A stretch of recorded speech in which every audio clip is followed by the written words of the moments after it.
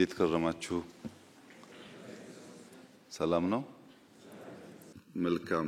በቅርቡ ከተለያየ የማህበረሰብ ክፍል ጋር በጋራ የምናደርገው ውይይት ስለሚበተን ሰብሰብ ብሎ ዋና ሴክተሮች ያላቸውን ኮንሰርን ብናዳምጥ ለሚቀጥለው ዓመት እቅድ ግብዓት ብናደርግ ብለን በወሰነው መሰረት ከታች ጀምሮ ውይይት ስታደርጉ ቆይታችኋል።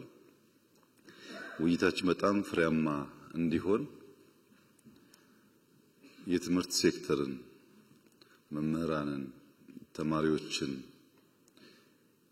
የትምህርት ማህበረሰብን፣ ፖሊሲን ጨምሮ የሚመለከቱ ጉዳዮች ዋናውን ላይን ሼር ቢወስዱ ሌሎች ጉዳዮች አይነሱ ለማለት ሳይሆን ፎከስ ሆነን በትምህርት ጉዳይ ብንወያይ ደግሞ የትምህርት ጉዳይ ብዙ ነገር ይነካል።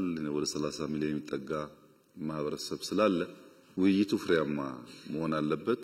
የመምህራን ውይይት ደግሞ ለሌሎች ውይይቶችም አርያ መሆን አለበት። በዚህ ስፕሪት ነፃ ሆናችሁ ግን አጭር ፕሪሳይስ ኮስችን እንደምትሉት ማለት ነው የሚገባ ያልተደጋገመ እና ዋናውን ጉዳይ ሚስ እንዳናደርግ የሚያደርግ ውይይት እንዲሆን አስቀድሜ ላሳስብ ወዳለሁ። እንደ ሰማሁት ከሆነ ጥቂት ሰዎች እስካሁን የነበረውን ውይይት የመምህራን ጥያቄ የተደራጀ ጥያቄ ያዘጋጁ ሰዎች አሉ ይባላል። ቅድሚያ እነሱን እንስማና እነሱ ያጎደሉት ነገር ካለ በትክክል ያልገለጹት ጉዳይ ደግሞ ካለ እናንተ ታክላላችሁ። ይሄ ውይይት ግን እዚህ አዳራሽ ያለን ሰዎች ብቻ አይደለም። በብዙ መቶ ሺህ የሚቆጠሩ መምህራን ከዚህ መድረክ ከዚህ ውይይት ጥያቄያቸው እንዲነሳ ሐሳባቸው እንዲነሳ እዚህ እንዳሉ ማሰብ ስለሚፈልጉ እዚህ ያለንን ሰዎች ብቻ ሳይሆን አጠቃላይ ማህበረሰቡን ታሳቢ ያደረገ ውይይት እንዲሆን ተስፋ አደርጋለሁ። በዚሁ አግባብ አስቀድሜ የተደራጀ ጥያቄ ላላቸው ሰዎች ከሰጠው በኋላ እነሱ ባጎደሉት ደግሞ እናንተ ብትሞሉ ይሻላል የሚል ሐሳብ ነው ያለኝ።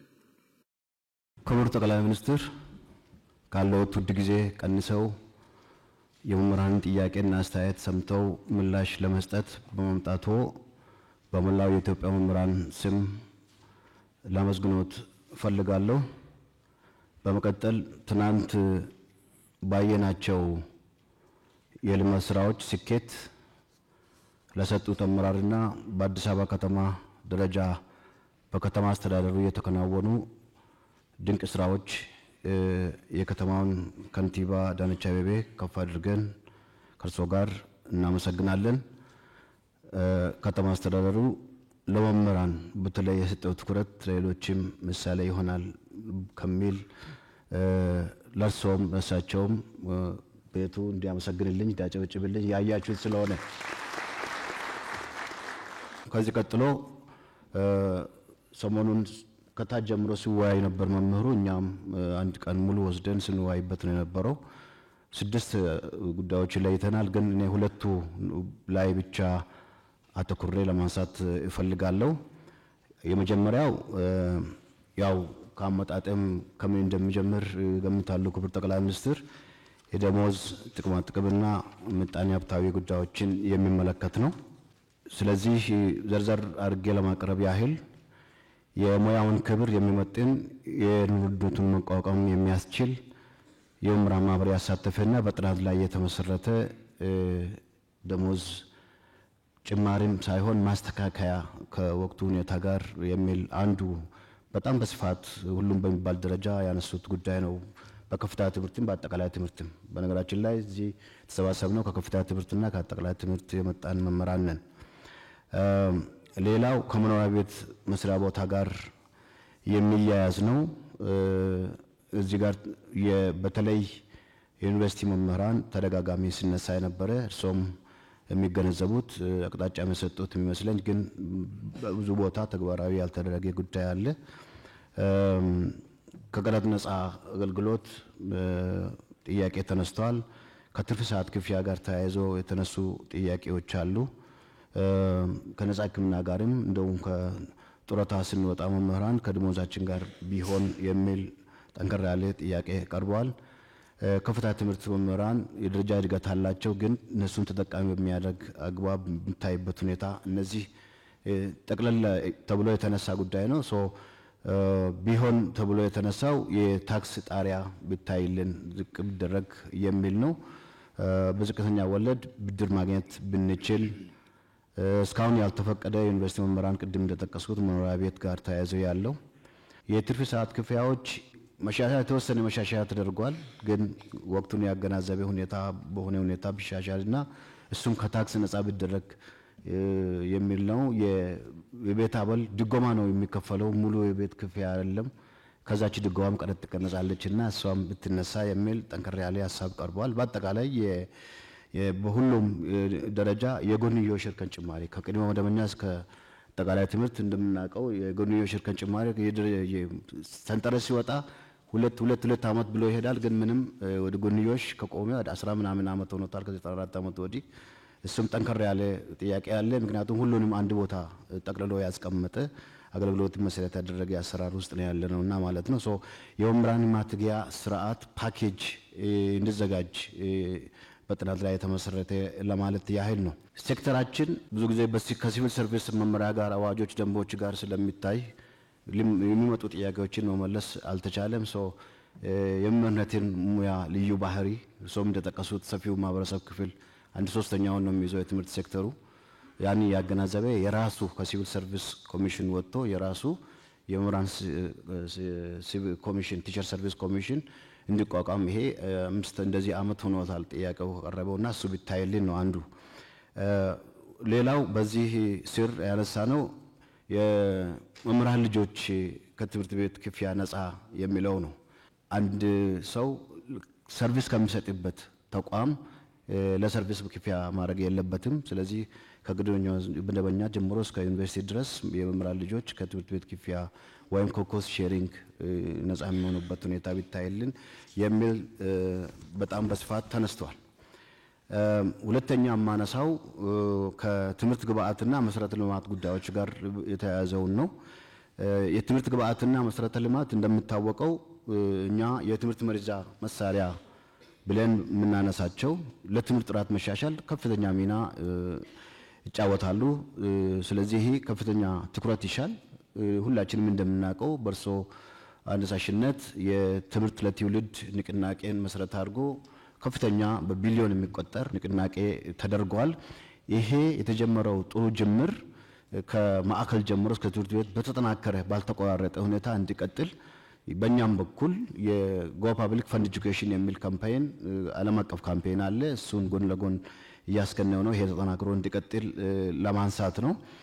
የትምህርት ግብዓት ሲሟላ የአካል ጉዳተኞች ያው በጣም ትኩረት አለ። ሞዴል የሆኑ ትምህርት ቤቶች ተገንብተዋል። በተለይ አዲስ አበባ ላይ በቅርቡ ሲመረቅ አይተናል። ባለፈው እርሶም የመረቁት እና የብሬል እነሱን ታሳቢ ያደረገ ግንባታዎች አሁንም መሻሻያዎች ቢኖሩም ክፍተቶች አሉ። የምልክት ቋንቋ እነዚህን ከግንዛቤ ያስገባ እሱም ቢታይ ግብዓት ከማሟላት አኳያ ለማለት ነው። ከአትራፊ ድርጅቶች እና ኢንቨስተሮች በብዙ ሀገሮች እንደተለመደው ለትምህርት ፈንድ ያደርጋሉ፣ ይሰጣሉ። ኢንቨስተሮች እዚህ ሀገር ለትምህርት መክፈል አለባቸው። ታክስ ሊሆን ይችላል። የሆነ መመሪያ ጠንከር ያለ ነገር ቢወጣ ፍላጎት አለን። ምክንያቱም ፋይናንስ በጨመረ ቁጥር ጥራትን ለማሻሻል በጣም ጠቃሚ መሆኑን ሁሉም ስለሚገነዘብ ማለት ነው። ዘርፉን በቴክኖሎጂ መደገፍ ያው ጊዜው በጣም ቴክኖሎጂ ጋር ታይቷል። ትናንትም ጎብኝተናል የአንድ መሶብ አገልግሎት። እዛ ላይ አንድ ጥሩ ነገር ያየነው የቴክኖሎጂ ኮምፒውተር መክፈት የማይችሉ ታላላቅ ሰዎች በእድሜ የገፉ ሊኖሩ ይችላሉ። እነሱም ጭምር ለማስተናገድ ስርዓት የዘረጋ ነው። በነገራችን ላይ እሱ ጥሩ ነው። ግን ደግሞ ወደፊት እና አሁን ቴክኖሎጂ በጣም አስፈላጊ የሆነ የመጣ ስለሆነ መሰረተ ልማቱ ዝርጋታ በጣም ያስፈልጋል። መብራት በተለያዩ ገጠሪቱ አካባቢዎች ያው ህዳሴ ግድብ መብራት እየመጣ ነው። ሁሉም እያንዳንዱ ቤት ይገባል ብለን እናስባለን። ግን ደግሞ ዛሬ እንፈልጋለን ተማሪዎች በዛ እንዲያጠኑ መምህራን አክሰሲብል እንዲሆን ኮምፒውተሮች፣ ታብሌቶች፣ ኢንተርኔት እነዚህ አክሰሰሪዎች ሁሉ በደንብ በትኩረት እንዲታይ ነው የተሰራ መሆኑን እንገነዘባለን። ግን በጣም አሁንም ትኩረት ይሻል። በመጨረሻ በዚህ ዘርፍ ማነሳው ከትምህርት ቤቶች ግንባታና ማስፋፋት ጋር በተያያዘ ነው። የትምህርት እድገትና ልማት ወሳኝነትን የሚመጥን በጀት እንዲመደብ ነው የምንፈልገው። በቀዳሚ እመቤት የተገነቡ 30 ሁለተኛ ደረጃ ትምህርት ቤቶች ቀላል አይደሉም። 30 ሺህ የመጀመሪያ ቅድመ መደበኛ ትምህርት ቤቶች ግንባታ፣ የአንደኛ ደረጃ እና ቅድመ መደበኛ ተማሪዎች የሚገባ በጣም የሚያበረታቱ ጥሩ ነገሮች አሉ። እሱ እንዳለ ሆኖ አሁንም ግን በተለይ በገጠር አካባቢ የእንስሳትን ከብቶች ተከትሎ የሚሄዱ ህፃናት አሉ። እነሱን ተደራሽ የሚያደርግ የትምህርት አቅርቦት አሁንም ትኩረት ተደርጎ ቢሰራበት ለማለት ፈልጋለሁ። ስለተሰጠኝ እድል ከልብ አመሰግናለሁ። ክቡር ጠቅላይ ሚኒስትር ሊያወያዩን ስለወደዱ ትውልድ ለመቅረጽ በሚወጡ በሚወርዱ መምህራን መላ መምህራን ስም ላመሰግኖ እወዳለሁ። ምስጋና ብታቀርቡልኝ ደስ ይለኛል። የምንወያየው በአንድ በኩል የጠፋን ስልጣኔና ትውልድ ያስገኛልና ተግታችሁ ተማሩ፣ በሌላ በኩል ደግሞ ስጡኝና የሀገራችንን ገጽታ በአንድ ምዕተ ዓመት ልለውጠው ስለተባለለት ትምህርት ነው። ስለዚህ ታላቅ ጉዳይ ያሉኝን ሐሳቦች በሁለት አንኳር ነጥቦች ላይ ተመርኩሼ ለማቅረብ እወዳለሁ። እንግዲህ የሙያ ከበረ የሚባለው በብዙ መንገድ ቢሆንም ቅሉ አንደኛው እና ዋነኛው ግን የሙያውን ፋይዳ በሚመጥን አግባብ በሀገር ደረጃ በደማቅ ሁኔታ ማክበር ነው። እንግዲህ መምህርነት ሁሉንም ሙያዎች የሚወልድ ከሆነ የሁሉም ሙያዎች አባት ከሆነ ከሁሉም ሙያዎች በላይ ደምቆ ክብር ሊያገኝ ይገባዋል ብለን እናምናለን። ሌሎችም ሙያዎች ክብር ማግኘት እንዳለባቸው ብናውቅም ቅሉ ስለዚህ ይህን በሀገር ደረጃ በብሔራዊ ደረጃ ከፍሎ የሚከበር ደማቅ ቀን ቢኖረው የሚል ነው። ወደ ሁለተኛው አንኳር ነጥቤ ሲሄድ የዋጋ ግሽበትንና የኑሮ ውድነትን ይመለከታል። እንግዲህ የዋጋ ግሽበትና የኑሮ ውድነቱ በአጠቃላይ የመንግስት ሰራተኛውን በአመዛኙ መምህራንን እጅግ በጣም እያንገላታ እንዳለ የአደባባይ ሀቅ ነው። ስለዚህ እዚህም ጋር ትኩረት ተሰጥቶ እንዲሰራ መምህራን እንፈልጋለን ማለት ነው። እዚሁ ጉዳይ ላይ ሳልወጣ የስራ ዕድል ፈጠራን የሚመለከት ነጥብም ልጨምር። እንግዲህ መምህራን ከታች ጀምረን የምናስተምራቸው ተማሪዎቻችን የስራ ዕድል እንዲያገኙ እንፈልጋለን። ሶስቱን የስራ ዕድል ለመፍጠር ደግሞ በተለይ የስራ ባህልን ለማሻሻልና በፕሮጀክቶች አፈጻጸም ላይ እየተደረገ ያለውን ጥረት ከፍ ለማድረግ የስራ ባህል ለውጥ እንቅስቃሴ ሀገራዊ ጉዳይ ማድረግ ተገቢ እንደሆነ እናምናለን። በዚህም ስራ ላይ መምህራን ሚናቸው ከፍተኛ ስለሆነ ታምኖ የስራው አካል እንዲሆኑ በተለይ የስነ ጽፈቱ አካል እንዲሆኑ ቢደረግ ለማለት ነው። በሌላ በኩል ፍትሃዊ የሀብት ክፍፍልን ማጠናከር አማራጭ የሌለው መፍትሄ እንደሆነም እናምናለን።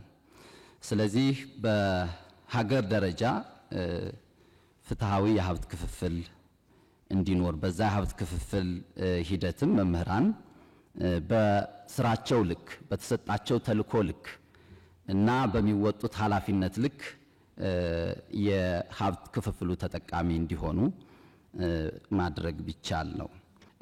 እዚሁ ጋር ሌላኛው ጉዳይ የጦርነት አዙሪትን በተመለከተ ነው። እንግዲህ ሀገራችን ኢትዮጵያ ከጦርነት አዙሪት እንድትወጣ ፍላጎቶችን ወይም ጥያቄዎችን በሰለጠነ መንገድ በፖለቲካዊ ውይይትና ድርድር መፍታት እንዳለብን ተደጋጋሚ ጥያቄዎች ይነሳሉ፣ እንሰማለን፣ በመገናኛ ብዙሃን እንሰማለን፣ እኛም እንናገራለን።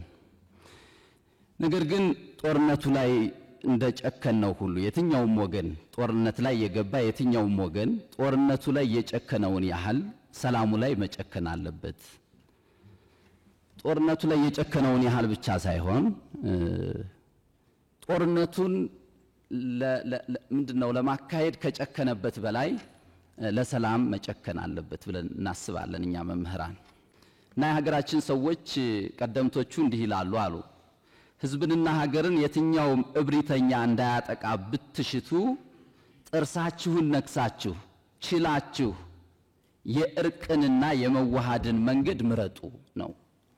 ስለዚህ መምህራንን ያሳተፈ የእውነት ሀገራችን ሰላም ስለሚያስፈልጋት ህዝባችን ሰላም ስለሚያስፈልገው ሀገራችን ልማት ስለሚያስፈልጋት ህዝባችን ሰላም ስለሚያስፈልገው የእውነት ከልብ ወደን ለመምህራን ተልኮውን የሰጠንለት ያኔ እኔ ሁሉ ነገር ሰላም ሆኗል ብዬ አስባለሁ። ግን አሁን የምንዋረደው ባስተማርናቸው ልጆቻችን ነው። ስለዚህ ይህንን እውነት ነው በአንድ ቀን ለመቀበል ሊቸግር ይችላል። ነገር ግን ይህንን ከመሞከር ወደ ኋላ ባንል የሚል ነው። በሌላ በኩል የወል ትርክትን በተመለከተ ነው ላነሳ የወደድኩት ነጥብ። እንግዲህ መምህራኑ እዚህ ያሉት እንደሚያስተምሩት የሀገር ታሪክ ስልጣኔንና ዝማኔን የሀያልነትም መሰረት ነው ብለው ያስተምሩናል መምህራን። ታሪክን ማወቅ የዓለምን ህዝብ አነዋወር ከየት ወደ የት እንደሆነ ለመገንዘብ ስለሚረዳ ነው። በሌላ በኩል ክፉውን ላለመድገም በጎውን ደግሞ በእጅጉ ለመደጋገም ነው ታሪክን የምንማረው። እርሶ አፍ ላይ አይጠፋም። ይሄ በተደጋጋሚ ነው የምንሰማው። ግን አዳምጠነዋል ወይ የሚለው እኔንም ትንሽ ይፈትነኛል። እውነት ለመናገር ማዳመጥ ይኖርብናል፣ መደማመጥ ይኖርብናል። ስለዚህ ዜጎች ስራ ስራ ስራ፣ ኢንቨስትመንት ኢንቨስትመንት ኢንቨስትመንት፣ ትምህርት ትምህርት ትምህርት ትምህርት እንዲሉ የሚያስችል መሆን አለበት። ያ የወል ትርክት ሀገራቸውን የሚያፈቅሩ ሀገራቸውን የሚወዱ ልክ እርሶ በተደጋጋሚ እንደሚሉት ለሀገራቸው የሚዋደቁ እርስ በርስ የሚዋደቁ ሳይሆን እርስ በርስ የሚጠፋፉ ሳይሆን እርስ በርስ የሚፈራረጁ ሳይሆን ሀገራቸውን የሚጠብቁ ሀገራቸውን የሚያለቡ አርበኞች እንዲሆኑ ማድረግ የሚችል በሆነ መልኩ መጻፍ ይኖርበታል ማለት ነው። በአመዛኙም ለዚህ መጠፋፋት ለዚህ መገፋፋት ያዳረገን ዘረኝነት፣ ጎሰኝነትና አክራሪነት ስለሆነ ድባቅ በሚመታ መልኩ መጻፍ አለበት። እውነት ነው። ያ ዘረኝነት ዝም ብሎ አልመጣም፣ ተዘርቶ ነው። ያ ጎሰኝነት ዝም ብሎ አልመጣም፣ ተዘርቶ ነው። ያ አክራሪነት ዝም ብሎ አልመጣም፣ ተዘርቶ ነው።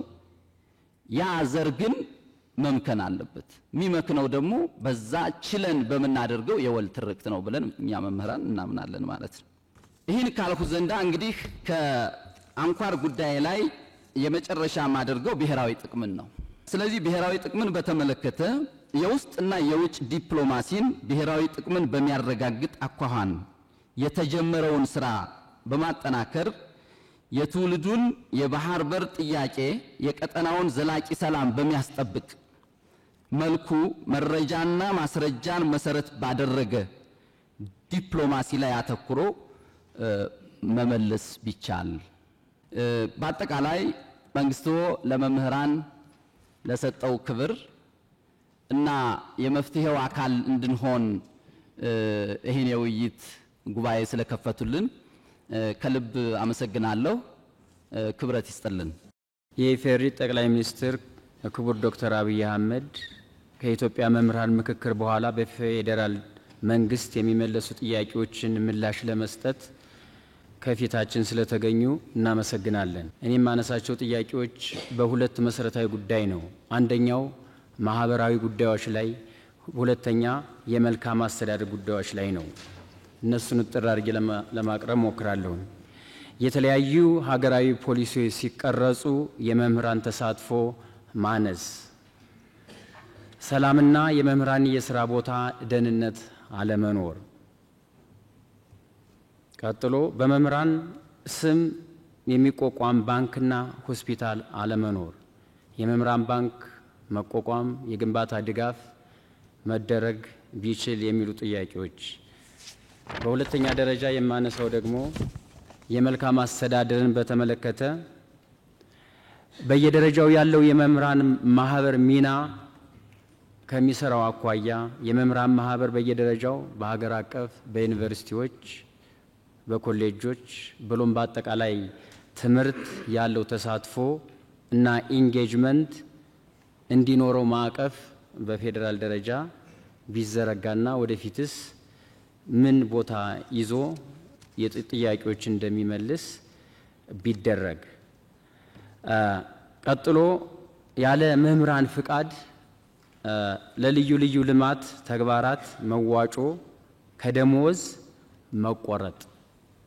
መዋጮዎች ከደሞዝ በሚቆረጡበት ጊዜ መላው የኢትዮጵያ መምህራን ያለውን የሚቆረጠውን የብር መጠን በፍቃደኝነት ላይ የተመሰረተ ቢሆን ይሄም በአጥብቆት እንዴት እንደሆነ እንደሚሰራ ከፌደራል ምላሽ ቢሰጥበት። ሌላው በደሞዝ ማነስና በጥቅማ ጥቅም አለመከበር ምክንያት መምህራን ከስራ ገበታቸው መልቀቅ፣ የደሞዝ ማሻሻያው በሰፊው መምህራን ላይ ያላተኮረ መሆን፣ ጥቅማ ጥቅሞች ሙሉ በሙሉ መምህሩ ላይ ስላልተተገበሩ ቢተገበሩ። የመጨረሻው የሚጠየቁ ጥያቄዎች ወቅታዊ ምላሽ ቢሰጣቸው። ለጥያቄዎች ወቅታዊ ምላሽ አለመሰጠት በመላው ኢትዮጵያ ያሉ መምህራኖች አጭር ምላሽ በማይሰጣቸው ጊዜ የሚሰጡት ቅሬታ በሰፊው ስለሆነ እነዚህ ነገሮች ቢታዩ የሚል ጥያቄዎች አሉ። ከሞላ ጎደል ስለተሰጠኝ እድል አመሰግናለሁ። አመሰግናለሁ። የኔ ጥያቄ መምህራንን የሚመለከት ነው። በአብዛኛው በአሁኑ ሰዓት መምህራን በአግባቡ ኑሮውን ሊመራ የሚችል አስተማማኝ ደሞዝ የላቸውም፣ የመኖሪያ ቤት የላቸውም፣ ሙያቸውም በጣም በርካታው ሰው አያከብረውም። ይህ ሁሉ ነገር ደግሞ ስንመጣ ከሕክምና፣ ከደህንነት፣ ከሞራል፣ ከቴክኖሎጂ አጠቃቀም ከዛ በተጨማሪም ደግሞ መንግስት ያወጣው ያጸደቀው የጄጄ ክፍያ በወቅቱና በሰዓቱ እየተከፈላቸው አይደለምና ይህንን ነገር መንግስት በዘላቂነት ለመፍታት ምን አስቧል? ሁለተኛው ጥያቄ ለትምህርት ቤቶች ከሚመደብ በጀት አንጻር ነው። አሁን ላይ ያለው የትምህርት ቤቶች በጀት በ1996 ዓመተ ምህረት የተጻፈ መመሪያ ነው። ለአንድ ተማሪ 10 ብር ይመደብለታል። በ1996 ዓመተ ምህረት አንድ ደስታ ወረቀት 30 ብር ነበር። አሁን ላይ ደግሞ 1300 ብር ነው። ስለዚህ በጣም በርካታ ትምህርት ቤቶች አስተማማኝ በጀት የላቸው። አስተማማኝ በጀት ከሌላቸው ደግሞ ጥሩ ትምህርት ሊሰጡ አይችሉም። እኔ ከተማ አካባቢ ያሉ ትምህርት ቤቶችን ሳይሆን ምናልባት ክቡር ዶክተር አብይ ወደ ታች ያሉ ገጠራማ ቦታዎች ምንም አይነት በጀት የሌላቸው አለ። ስለዚህ እነዚህን ትምህርት ቤቶች ከመደገፍ አንጻር መንግስት ምን ያሰበው ነገር አለ? ከዚህ በተጨማሪ ከትምህርት ቤቶች ቦታ አንጻር ካርታ፣ የይዞታ ደብተር እንዲመቻችላቸው ከማድረግ አንጻር ምን የታሰበ ነገር አለ ነው ያሉት ጥያቄዎች እነዚሁ ነው። እሱን ሳላመሰግን ደግሞ መሄድ የሌለብኝ ሐሳብ ስላለ ሰዓት እንዳልበላ የአንዲት ደቂቃ ሐሳቤን ገልጻለሁ። አባይ በተገቢው መንገድ እንዲገደብ፣ የበጋ መስኖ በተገቢው መንገድ ተግባራዊ ተደርጎ ኢትዮጵያ ስንዴ ኤክስፖርት እንድታደርግ፣ የኮሪደር ልማት በተገቢው መንገድ በሀገር ደረጃ እንዲስፋፋ፣ የተለያዩ ኢትዮጵያን አንድ ሊያደርጉና ሊያኮሩ የሚችሉ ጥሩ ጥሩ ስራዎችን በመስራትዎትና ቴክኖሎጂ በተገቢው መንገድ እንዲስፋፋ በማድረግዎት ምናልባት ቤቱ ክብር ቢሰጥልኝ ደስ ይለኛል። አንድ ጊዜ ታንጨለጭልኝ ማለት ነው። ምክንያቱም እኛ ኢትዮጵያውያን መሄድ ካለብን ጥሩ ነገሮችን አፕሪሺየት አድርገን መስተካከል ያለባቸውን ደግሞ ሐሳብ ሰጥተን የመፍትሄ ሐሳቦች ስንሆን መሪዎችም ይበረታሉ፣ የሚመጣውም እንደዛው ማለት ነው። እና ሐሳብ ይሄ ነው። አመሰግናለሁ። እጅግ አድርጌ አመሰግናለሁ። በከፍሉ አልተነሳም ብዬ ያሰብኳቸውን ጉዳዮች አጠር አድርጌ እዚህ ጋር ለማስቀመጥ ነው የምሞክረው። ከትምህርት አጀንዳ ሳልወጣ አንዳች ነገር እዛ ጋር ለመጨመር በሙያዎች መካከል ያሉ ልዩነቶች ትውልዱ የመምህርነትን ሙያ በእጅጉ እንዲጠላ አድርጎታል። አንድ የሁለተኛ ወይንም የሶስተኛ ዲግሪ ያለው መምህር ያለው ክብርና አንድ በሌላ ሴክተር ላይ የመጀመሪያ ዲግሪ ያለው ሰው የሚሰጠው ክብር እኩል አይደለም። ክፍያም እኩል አይደለም።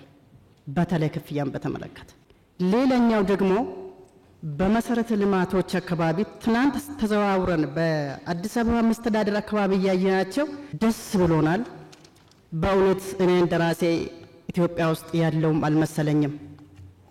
በእውነቱ እጅጉን ለመናገር የእግር ጉዞ አድርገን ነበር ተዘዋውረን ስናይ ነበረው። አንዳች ድካም ባልተሰማን ለምን ያልቃል የሚል ስሜት ሁሉ ነበረ ጉብኝቱ። ይህ ደግሞ አዲስ አበባ የጋራ ቤታችን በመሆኗ የጋራ ቤታችን ደግሞ በዚህ ልክ እየለማ በሆኑ እጅግ በጣም ደስታን ዘርቶልናል። እግዚአብሔር ይስጥልን። መሪያችንን እግዚአብሔር ይጠብቅልን። ከእግዚአብሔር የተሰጠ መሪ ነው ብዬ እንደራሴ ወስጄዋለሁ። ሌላኛው ደግሞ በመሰረተ ልማቶች ጉዳይ ላይ እዚህ እስከመጣን ዘንዳ የራሳችንን ጉዳይ ብቻ አንስተን ከምንሄድ የምንኖረው ከማህበረሰቡ ጋር ተቀላቅለን ስለሆነ መሰረታዊ ልማቶች አካባቢ ላይ በአዲስ አበባ በሚለማው ልክ ክልሎች ላይ ክልል አካባቢ ያሉ ማህበረሰቦች ግንዛቤ ያላቸው ግንዛቤ በጣም ዝቅተኛ ነው።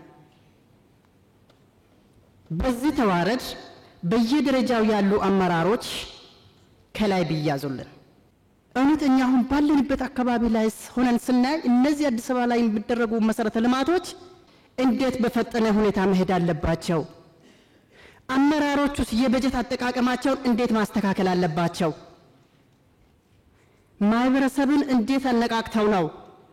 ሰውስ በገጠሩና በየክልሉ አካባቢ ያሉ ሰዎች የሥራ ባህላቸውን እንዴት ነው መቀየር የሚችሉት? ይሄ ተልእኮ በየደረጃው ላሉት አመራሮች ተሰጥቶ በእውነት ክትትልም ተደርጎ በየአካባቢው በየክልሉ በየወረዳውና ከተማ ቦርድ አገራችንን በጠበቅነው ልክ ትለማለች የሚል ሀሳብ ስላለኝ ነው። ለተሰጠኝ እድል እጅግ አድርጌ አመሰግናለሁ። እሺ፣ አመሰግናለሁ። ክቡር ጠቅላይ ሚኒስትር ለሰጡን እድልና ጊዜዎትን መስዋዕትነት አድርገው ችግሮቻችንን ለማዳመጥ እዚሁ ስለተገኙ እናመሰግናለን። እኔ ብዙ ነገር ተነስቷል። ነገር ግን ትላንትና በተለያየ ቦታ በአዲስ አበባ ዙሪያ ተመልክተን ስናይ ትልልቅ ፕሮጀክቶች በጣም ባጭርና ውጤታማ በመልኩ ተሰርተው አይተናል። ነገር ግን ከዚህ ውስጥ አንዱን ደግሞ በተለይ በከፍተኛ ትምህርት ተቋም ላይ የኑሮ ውድነቱን ከማስተካከል ወይንም የደሞዝ ማስተካከያ ከመደረጉ በፊት እስኪደረግ እንኳን ባለው ጊዜ ውስጥ እነዚህን ችግሮች ይቀርፋሉ ብዬ ከማስበው አንዱ የሸማቾች ማህበር በአዲስ አበባ ላይ በተለያዩ ቦታዎች ተቀምጠዋል። እነዚህ የሸማቾች ማህበር በጣም በዝቅተኛ ዋጋ ኢቭን አርሶ አደሩ አምርቶ በሚያቀርበው ዋጋ ለተጠቃሚው ሲደርስ አይተናልና ይህንን ነገር ምናልባት በከፍተኛ ትምህርት ተቋም ደረጃ ባሉ መምህራኖች የኑሮ ውድነቱን ከመቋቋም ወይንም ኢንፍሌሽኑን ከመቆጣጠር አንጻር ወደዛ አቅርቦት ከክልል መንግስታት ጋር በመነጋገር አቅርቦት ማድረግ ይቻል ይሆን ወይ ነው የመጀመሪያ ጥያቄ። የሁለተኛ ጥያቄ ያው መንግስት እንደ መንግስት ትምህርትን ከጥራት ጋር አስተሳስሮ ትልቅ ስራ እየሰራ እንደሆነ ይታወቃል። ከዚህ ጋር ምናልባት ብዙ ጊዜ እንደ ጥቃቅን ተደርገው የሚነሱ ነገር ግን ከበጀት ጋር ተያያዥነት ያላቸው የትምህርት ጥራትን ከሚያስጠብቁ ግብዓቶች ጋር ጥያቄ ይነሳል። በአንድም ይሁን በሌላ ዩኒቨርሲቲዎች ለትምህርት ሚኒስቴርም በተለያየ አጋጣሚ ይጠይቃሉ። ነገር ግን ለትምህርት ዘርፉ እንዳጠቃላይ ጥራትን ሊያስጠብቅ በሚችል ደረጃ በቂ የሆነ በጀት መመደብ ይቻል ይሆን ወይ? ይሄ ነው። ሌላኛው ከሶስተኛ ደረጃ ምሳሌ ሀገር እንደ ሀገር የያዘችው እንግዲህ ሌጋሲ ከማስጠበቅ አንጻርና ትላንትና ያየናቸውን እጅግ በጣም ሰፊ ፕሮጀክቶችን አልቀው ለልማት እንዲውሉ የተደረጉትን ከክልሎች ጋር በመነጋገር ምክንያቱም ብዙ ጊዜ እኛ ልማቶችን ስናይ ወደ ክልል አካባቢ ሲኬድ ከፌደራል መንግስት ኃላፊ መጣ ሲባል ከተማው በጣም ያሸበርቃል። የተጀመሩ ስራዎች የኮሪደር ምን በላቸው ሌሎች በጣም ሲሰሩ እናያለን። በማግስቱ ግን ሲቆሙ ነው የምናየው። ይሄ ማለት ቀጣይነት ያለው ልማት ለማምጣት ስለሚያስቸግር እንደ አዲስ አበባ ሁሉም በመላ ሀገሪቱ ያሉት የልማት አውታሮች ኃላፊነትን ተቀብለው የሚሰሩ ከቀበሌ እስከ ክልል አመራር ይህን ነገር እውነት በእናንተ ልክ ተረድተውታል ወይ? ለሀገር የሚያመጣውን ኢኮኖሚ በአጭር ጊዜ ውስጥ ይህንን ችግር ይፈታል በሚል ደረጃ ተረድተውታል ወይ በሚል ጥያቄ ስለሚያስነሳ እነዚህ ነገሮች ፈጣን በሆነ 24/7 በሚል ትላንትና ሲገለጽልን የነበረዋልና በጣም ደስ የሚል ይሄን አክል ኮሚትድ ሆነው እየሰሩ ነው ወይ? ምናልባት ህዝቡን ጫጫታ የሚያስነሱ ነገሮች ስላሉ ነው። የኮሪደር ልማቱ እናንተ ባላችሁ ልክ ተረድተውታል ወይ? በዛ ልክ አብረው ጠንክረው እንዲሰሩ ከናንተ ልክ እንትኑ ቢነራቸው ብዬ ነው። አመሰግናለሁ። ስለተሰጠኝ ምድል አመሰግናለሁ። ሊያናገሩን ፈቃደኛ ስለሆኑ በጣም እናከብራለን። ከዛ በመቀጠል በዩኒቨርሲቲ ደረጃ ከቦንጋ ዩኒቨርሲቲ ነው የመጣውኝ። በዛ ደረጃ ያለው ከዩኒቨርሲቲ ደረጃ ያሉ ነገሮች ትንሽ የላንሳና በተለይ ከቦርድ ጋር የተያዙ ነገሮችን እናቅርብ። ቦርድ ዩኒቨርሲቲውን አያውቀውም። ለምሳሌ ቦንጋ ዩኒቨርሲቲ በ7 ዓመት አንድ ቀን ቦርድ አነጋግሮት አያውቅም መምህሩን። ያ ኃላፊነት የለውም ወይ ማለት ተባብሮ ለመስራት እስከሆነ የትምህርትን ጥራት ለማምጣት እስከሆነ ድረስ ለምን እንደዚህ አይነት ነገሮች አይሰሩ? እንደዚህ አይነት ነገሮች መስተካከል አለባቸው። ሌላ ደግሞ ከባጀት አመዳደብ 60 25 15 መባሉ አሉ። ከምርምር ጋር ከአካዳሚክ ጋር የተያዙ ነገሮች ዩኒቨርሲቲ ውስጥ በጣም እየቀሩ የመጡበት ሁኔታ አለ። ጠቅላላ ዩኒቨርሲቲዎች ወደ ፕሮጀክት ወደ ህንጻ ወደ ተለያዩ ነገሮች እየመጡ ያሉበት ሁኔታ ስላለ እሱ ነገር በስተካከል አመሰግናለሁ። ለተሰጠኝ እድል በጣም ላመሰግኖት እፈልጋለሁ።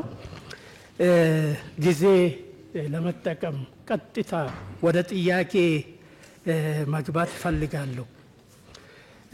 ከለውጡ ጋር በተገናኘ በግሪጎሪያን ካላንደር በ2018 ኤጁኬሽን ሮድ ማፕ በ2023 ጠቅላላ የስርዓተ ትምህርት ለውጥ መደረጉን እናውቃለን። ሆኖም ግን ይህ ስርዓት ለውጥ ለሀገር በቀል ቋንቋዎች ትክክለኛ ትኩረት የሰጠ አይመስለኝም። ይህንን በመረጃ ለማስደገፍ የኛ ልጆች ከ9ኛ እስከ 11ኛ በሳምንት አንድ ቀን ብቻ ይማራሉ፣ ኦሮምኛና አማርኛ። እንግዲህ በአንጻራዊ መልኩ እነዚህ ሁለቱ ቋንቋዎች በጣም በሚሊዮን የሚቆጠሩ ተናጋሪዎች እንዳሉ ይታወቃል። በሳምንት 40 ደቂቃ ብቻ መማር እንዴት ይታያል? እንደገና 12ኛ ላይ 2 ቀን ብቻ ይማሩና ይባስ ተብሎ 12ኛ ላይ ማትሪክ ላይ አይመጡም። የዚህ ኢምፕሊኬሽን የዚህ ስፒል ኦቨር በወላጅ በመምህራን በተማሪዎች ዘንድ እንዴት ይታያል? ሁለተኛ ጥያቄ ከለውጡ ጋር በተገናኘ ለሁለተኛ ደረጃ መምህራን ስልጠና የተሰጠው ትኩረት ብዥታን የሚዘራ ነው። ይህ ማለት በኢህአዴግ ጊዜ ቢኢዲ ባችለር ኦፍ ኤጁኬሽን ነበር። በማል ቴሶ የሚባል ፕሮግራም መጣና ቴሶ ቲቸር ኤጁኬሽን ሲስተም ኦቨርኦል ማለት ነው፣ ፓራዳይም ሺፍት። ለ6 ዓመታት በሱ ከተሰራ በኋላ ፒጂዲቲ መጣ። ቴሶ ቤዚካሊ ኢንቲግሬትድ ነው። ሳብጀክት ማተር ፕላስ ፔዳጎጂካል ትሬኒንግ ኢንቲግሬት አድርጎ ነው የሚሰለጥኑት። ከጊዜ በኋላ ምን ሀሳብ መጣ? የመምህራን የብቃት መሳሳት ስላለ መጀመሪያ በአፕላይ ሳይንስ ይጨርሱና ፔዳጎጂ ከላዩ ላይ ፈሳስ ሲደረግ ነው የነበረው አርጉመንት። እሱ ፒጂዲቲ ነው፣ ፖስት ግራጁዌት ዲፕሎማ ኢን ቲቺንግ ማለት ነው። ለ10 ወራት ብቻ ይሰለጥኑና ስራ ላይ ይሰማራሉ። ይሄም ጥራት ሊያመጣ አልቻለም። አሁን ጭራሽ ይባስ ተብሎ ከተሳሳስኩ ይታረማለሁ። የሁለተኛ ደረጃ መምህራን ስልጠና ቢኢዲ ሆኖ ለአንድ ተቋም ብቻ ተሰጥቷል። ለኮቶቤ ትምህርት ዩኒቨርሲቲ ብቻ ተሰጥቷል። ይሄ ከቨሬጁን ይሸከማል ወይ? የመጨረሻው ጥያቄ ኢትዮጵያ የምትከተለው ዩኒቲ ኢን ዳይቨርሲቲ ነው። ይሄንን የሚደግፍ ትምህርት ቤት ውስጥ ሲሰጥ አይታይም። ከዩኒቨርሲቲ ቢጀምር ዩኒቨርሲቲ የሚመጡ ልጆች የተለያየ ባክግራውንድ ይዞ ነው ወደ ካምፓስ የሚቀላቀሉት። የመቻቻል አብሮ የመኖር በሌላ ሰው ጫማ ራሱን አስቀምጦ ሰው እንዲያስብ የሚያግዝ ኮርስ ለምን አይሰጥም? ፕሪሞርዲያሊዝም፣ ኢንስትሩሜንታሊዝም፣ ኮንስትራክሽኒዝም ይህንም በስርዓቱ የሚያስጨብጥ የእኛ ህዝብ እኮ ይቅርታ ይደረግልኝና ለሰላም እጦት የግንዛቤ ማነስ ብዬ አስባለሁ። እኔ ኢትኒሲቲን ከደም ጋር የማገናኘት ችግር አለ ኢትዮጵያ ውስጥ።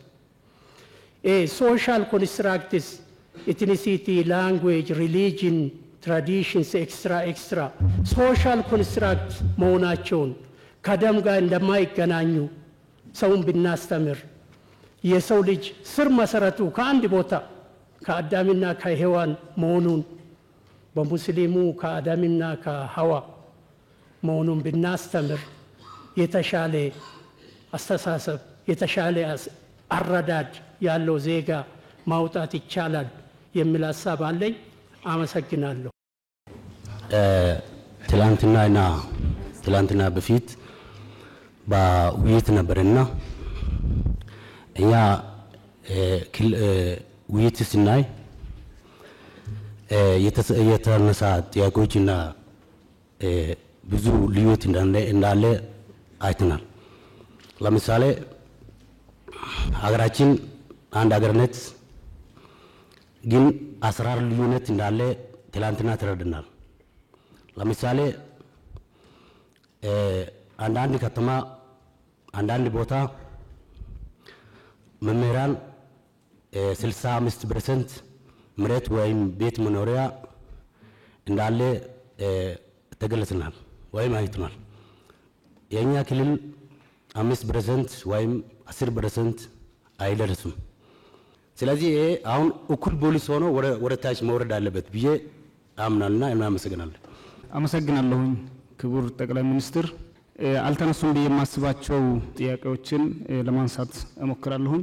በሰሜን ጦርነት ከፍተኛ ቁጥር ያላቸው ትምህርት ቤቶች ወድመዋል። እንደ አፋር ከ300 በላይ ትምህርት ቤቶች እንደወደሙ የቁጥር መረጃው እርግጠኛ ባልሆነም መረጃዎች አሉ።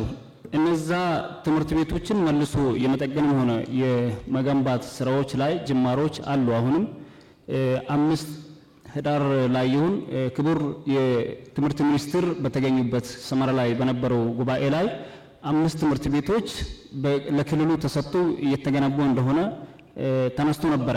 እነዛ ትምህርት ቤቶች ግን ማለቅ በነበረባቸው ጊዜ አላለቁም።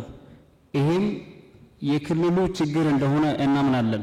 እርሶ ስለሚያስቡልንም ስለምደክሙም ያለውን ነገር ሰምተው ለመመለከታቸው አካላት በቅርብ ክትትል እንዲደረግ ብስተራበት የሚል ሐሳብ አለኝ። አመሰግናለሁ። በጣም ኢና ነመስግን ዶክተር አብይ አህመድ በጣም ካብ ልቢ ነመስግን ነዚ ዕድል እዚ ብምሃብካ ዘለና ሕቶታት ንምልዓል ኣብዚ ምሳኻ ፌስ ቱ ፌስ ነተራና ሕቶና ንኽነልዕል ይዕድነልና ብጣዕሚ ንምጅማር ዝኣክል ካብ ዝተፈላለየ ክልላት ኣብዚ ተኣኪብና ምርካብና ብጣዕሚ ደስ ዝብል ብጣዕሚ ተሓጊሰ ይዕድነልና። ስለዚ ኣነ ከልዕሎ ዝደሊ ሕቶ ናይ 17 ወርሒ ደመወዝ ስለዘይተኸፈልና ብጣዕሚ ኣብ ከይዲ ምምሃር ምስትምሃር ጽልዋ ይፈጥረልና ኣሎ። እዚኣ ሓፂር እዋን ንኽትምልሰልና እየ ዝደሊ። ቴንክ ዩ ቨሪ ማች። በርከት ያሉ ጉዳዮች ተነስተዋል። መምህራን ጋር ለመወያየት እድል ማግኘት መመካከር በረከት ነው። ብለሲንግ እንደ ውለታ የሚታይ ሳይሆን እንደ ከፍተኛ ጥቅም የማያው ጉዳይ ነው። እናንተ ጋር ስወያይ በእናንተ ውስጥ ወጣቶች፣ ሴቶች፣ እናቶች፣ አርሶ አደሮች በአገሪቱ ጫፍ ጫፍ ያሉ ማህበረሰቦች ምን ስሜት እንዳላቸው ምን ውስጥ እንዳሉ ለመገንዘብ ያግዛል። አንድ ዞን ከመሄድ አንድ ክልል ከመሄድ እናንተን ማግኘት ብዙ ትምህርት ይገኝበታል። በዚህም ምክንያት ይሄ መጀመሪያ አይደለም።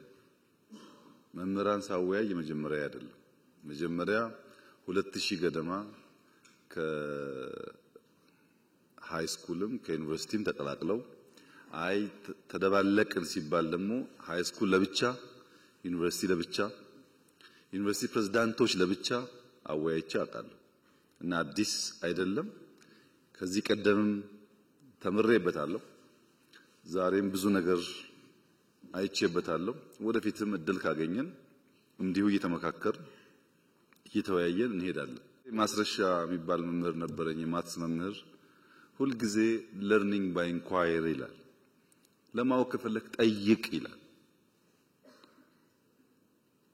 እና መምህራን የሚያራክስ መምህራንን ዝቅ የሚያደርግ አስተሳሰብ እኛ አካባቢ የለም። ሌላ ቦታ ፈልጉት። በጣም ነው የምናከብራችሁ፣ አስፈላጊ እንደሆናችሁ እናምናለን። በኔ ልክ እናንተንም ወታደርንም በፓርላማ ሬኮግናይዝ ያደረገ መንግስት ያለ አይመስለኝም። ያን ማረግበት ምክንያት ከልቤ ስለማምንበት ነው። መምህራን ሚናቸው ከፍተኛ ነው ብዬ ስለማምን እና አሁንም ውይይት የመጣችሁት ለይስሙላ አይደለም። እያንዳንዷ ፖይንት ተለቅማ እንዴት አድርገን እንደምንሰራባት ለማየት ነው። የሰው ልጅ ፍላጎት እኮ አይሞላም። ደሞዝ ቢጨመር ቤት ቢሰራ ሰው ነን፣ ፍላጎታችን እያደገ ነው የሚሄደው። ከዘመን ጋር ለማደግ መጓጓትም ተገቢ ነገር ነው። ትናንትና 100 ብር ነውና አሁንም 100 ብር አይባልም። ማንኛውም የሰው ልጅ ህይወት እየተቀየረ ይሄዳል።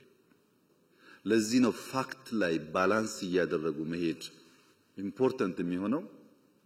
በደንብ ስለምትደመጡ ከናንተ ጋር ፖለቲካሊ ባያዝ ወይም በሆነ ሰፈር ባያዝ ሳትሆኑ እውነተኛ ጉዳይ ካላመጣችሁ በቀር ያሳስታል። ፓርላማ ሲሆን ይገባኛል፣ አላየሁም አልሰማውም ብሎ ቢከስሰው ይገባኛል። ለፌስቡክ ሲናገሩ ሰዎች ይገባኛል። የእናንተ ግን እንደዛ አልመሰለኝም።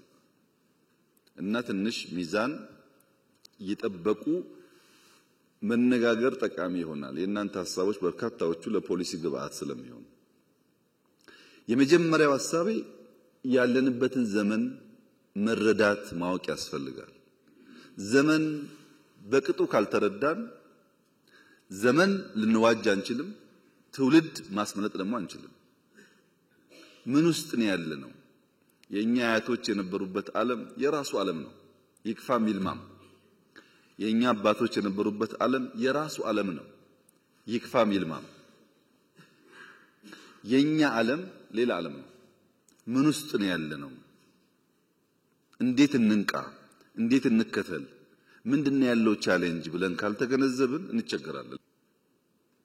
እኔ የተማርኩበት ትምህርት ቤት የበሻሻ አንደኛ ደረጃ ትምህርት ቤት የተገነባው በዘማቾች ነው። ዘማች የገነባው ነው። ከዛ በፊት አልነበረም ትምህርት ቤት። አርብ እለቀልቃለን፣ ቅዳሜና እሁድ ይደርቃል፣ ሰኞ እንማራለን። ይሄ ነበረኛ ትምህርት ቤት። በእበት እየለቀለቅን እበት አመተን ለቀልቃለን።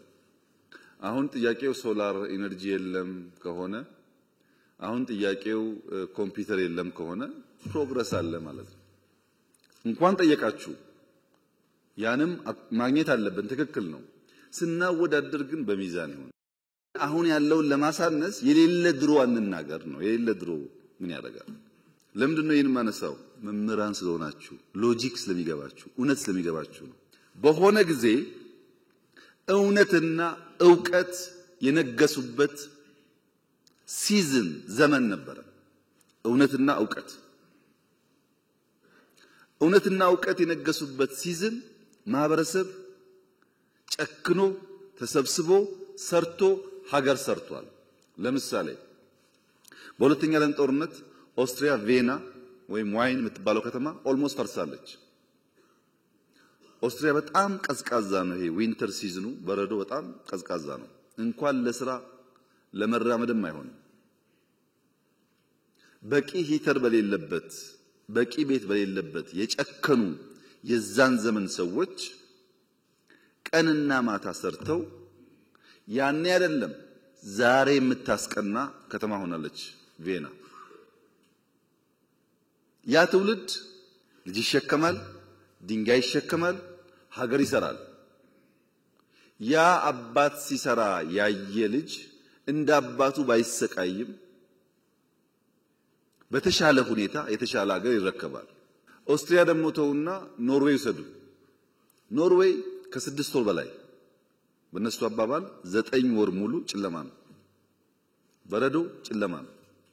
እኔና እናንተ ብንሄድ ቅዝቃዜውን የአየር ጸባዩን አንችለውም፣ እንደኛ አይደለም። ግን ኖርዌይ ያሸበረቀች ሀገር ሆና መሰራቷ ብቻ ሳይሆን ለሚቀጥለውም ትውልድ የሚበቃ ሀብት አከማችተዋል። ልጆቻችን እንዳይቸገሩ ብሎ አከማችተዋል። እውነትና ዕውቀት የነገሰበት ሲዝን እና ማህበረሰብ በድፍን አውሮፓ ሀገር ገንብተው ለትውልድ ወረት አስቀምጠው አልፈዋል።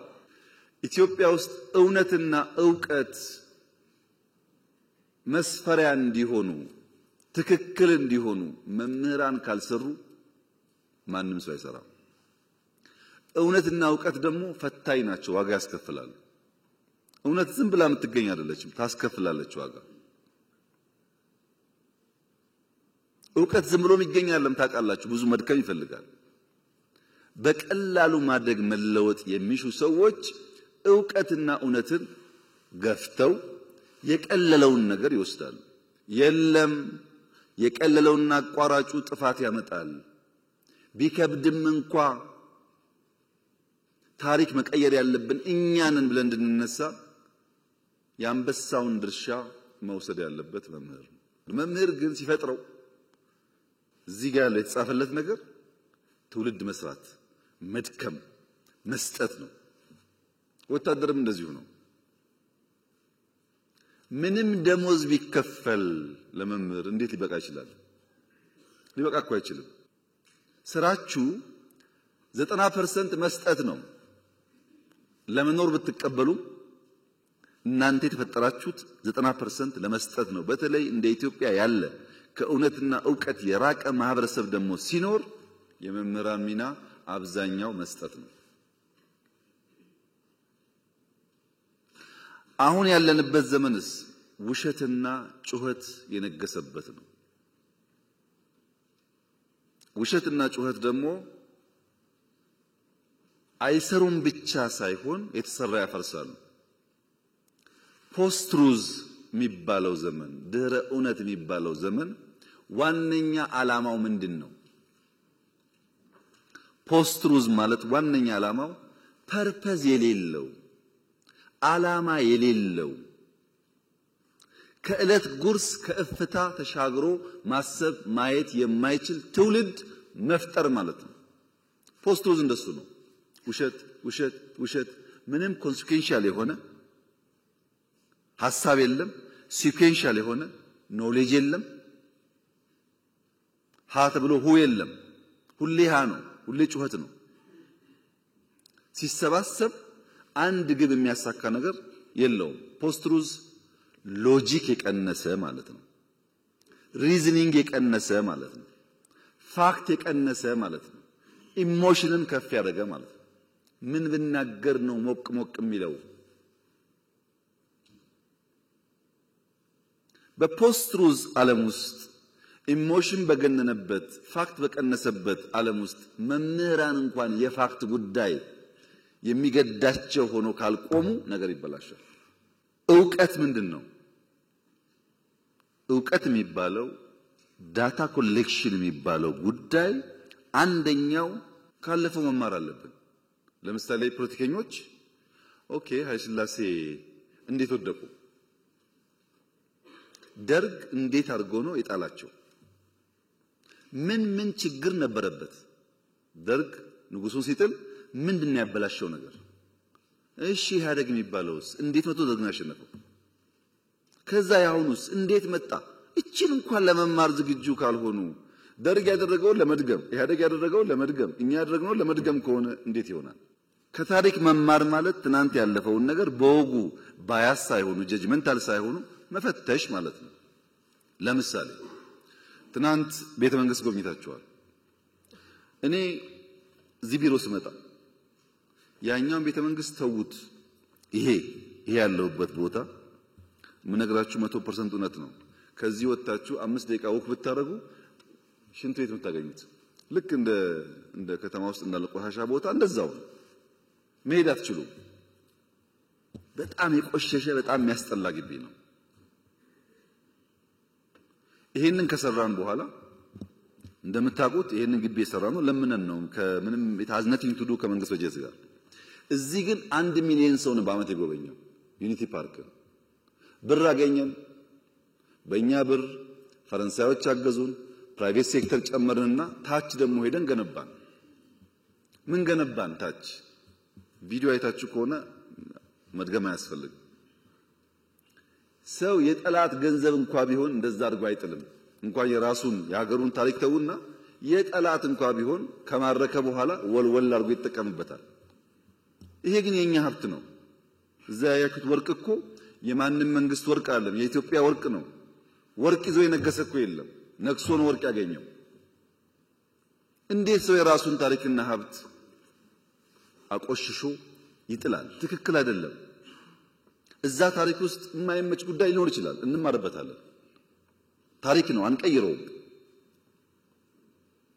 ፋሲልን ተመልከቱ። ከተሰራ 390 ዓመት ገደማ ነው። በ390 ዓመት ጊዜ ውስጥ ጣሊያን ሲመጣ መጥቶ አፍርሶት ነበር። የተወሰነ ቦታ አፍርሷል። እንዴት ለመቶ ዓመት ያንን ነገር ሳንጠግን ኖርን ብሎ መጠየቅ ሲገባው እንጠግነው ሲባል አትንኩት ነው ያለው። አሁን አይታችኋል ለውጡን። ከዛ የመጣችሁ እንደምታውቁት በየትኛው መመዘኛ እንኳን ለኢትዮጵያ ለአፍሪካም ቢሆን የሚያኮራ ነገር ነው። ምንም መጥፎ ነገር የለበት። መጠበቅ ግን አለበት። መጠበቅ አለበት። እያንዳንዱ ታሪክ ቦታ ላሊበላም ይሁን ፋሲልም ይሁን ጀጎልም ይሁን አባጅፋርም ይሁን አላላኬላም ይሁን እዚህ ያሉ ፓላሶችም ይሁኑ ይሰሩ ይጠገኑና ለትውልድ ይለፉ ያለበት ምክንያት እያንዳንዱ ውስጥ ዕውቀትና ትምህርት አለ። ሁለተኛው ዕውቀትና እውነት የሚፈልጉት ያለንበትን አውድ መገንዘብ ነው። ዘረኝነት፣ ሰፈርተኝነት፣ መንደሬነት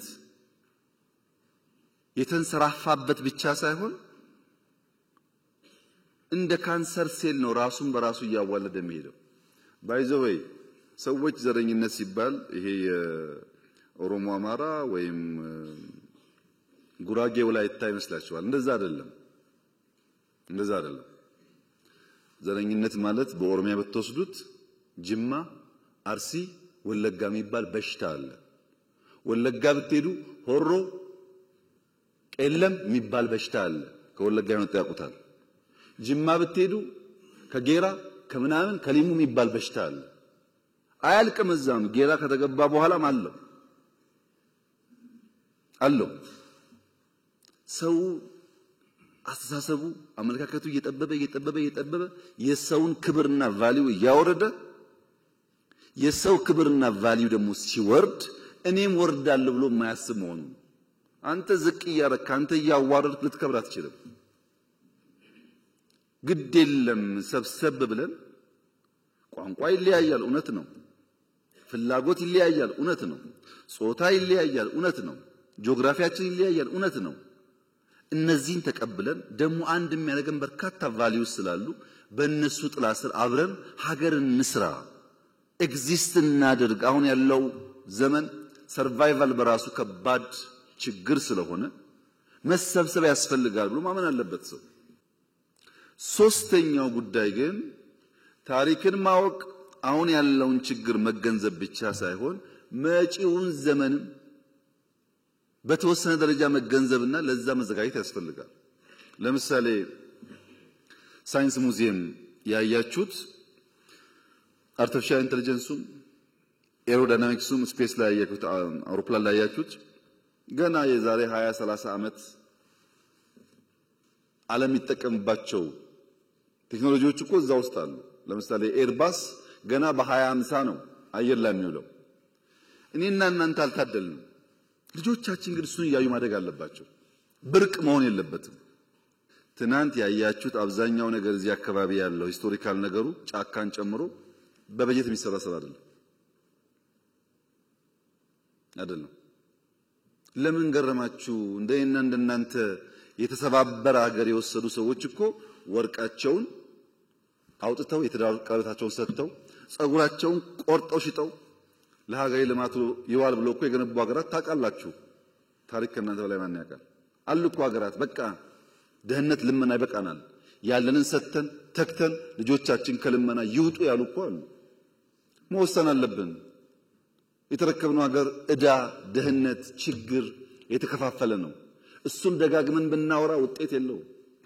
ከዚያ ለመውጣት የሚያስችል አቅጣጫ ቪዥን እና ትጋት ያስፈልገናል። ያለንን ሰጥተን እንኳን ልጆቻችን አሁን እናንተ ካላችሁበት ላይፍ ሻል ያለ ከኖር ጥሩ ነገር ነው። መደገም የለበትም። የኛ ችግር መደገም የለበትም። ችግርን እያየን በመካድ ሳይሆን በመጋፈጥ፣ በመሸሽ ሳይሆን በመጋፈጥ ተቸግረንም ቢሆን እቺን ሀገር ካለችበት አረንቋ ልናወጣ እንችላለን የሚል እምነት መምህራን ካልያዙ ማን ነው የሚይዘው? ነው ጉዳዩ። ማን ይይዛል?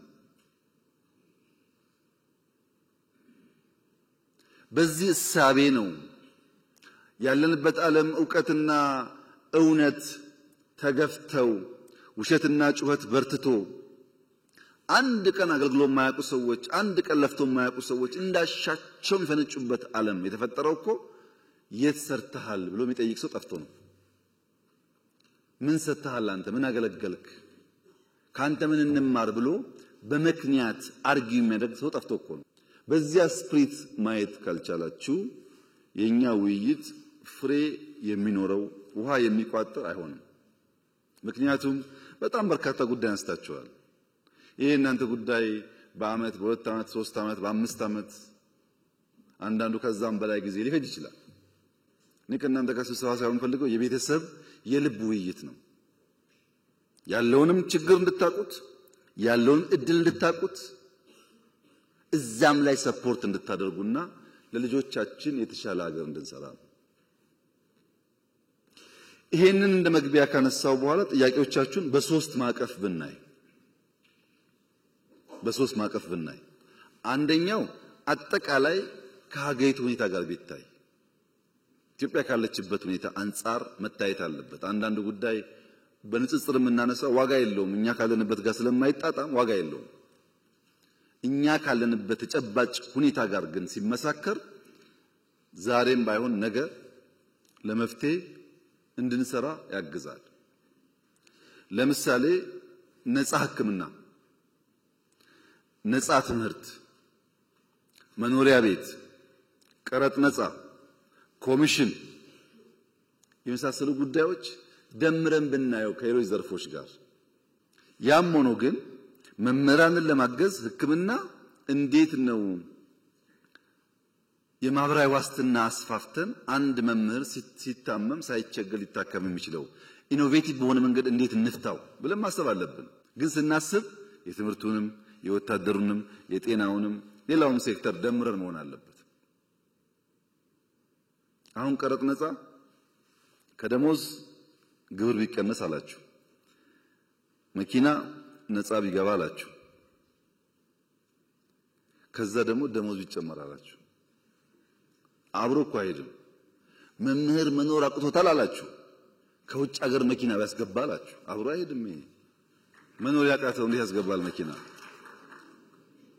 እውነታቸውን መኖር ተቸግረዋል ብዬ እንዳላስብ መኪና እንድናስገባ ደግሞ ዲዩቲ ፍሪ ፈቀድልን አላችሁ።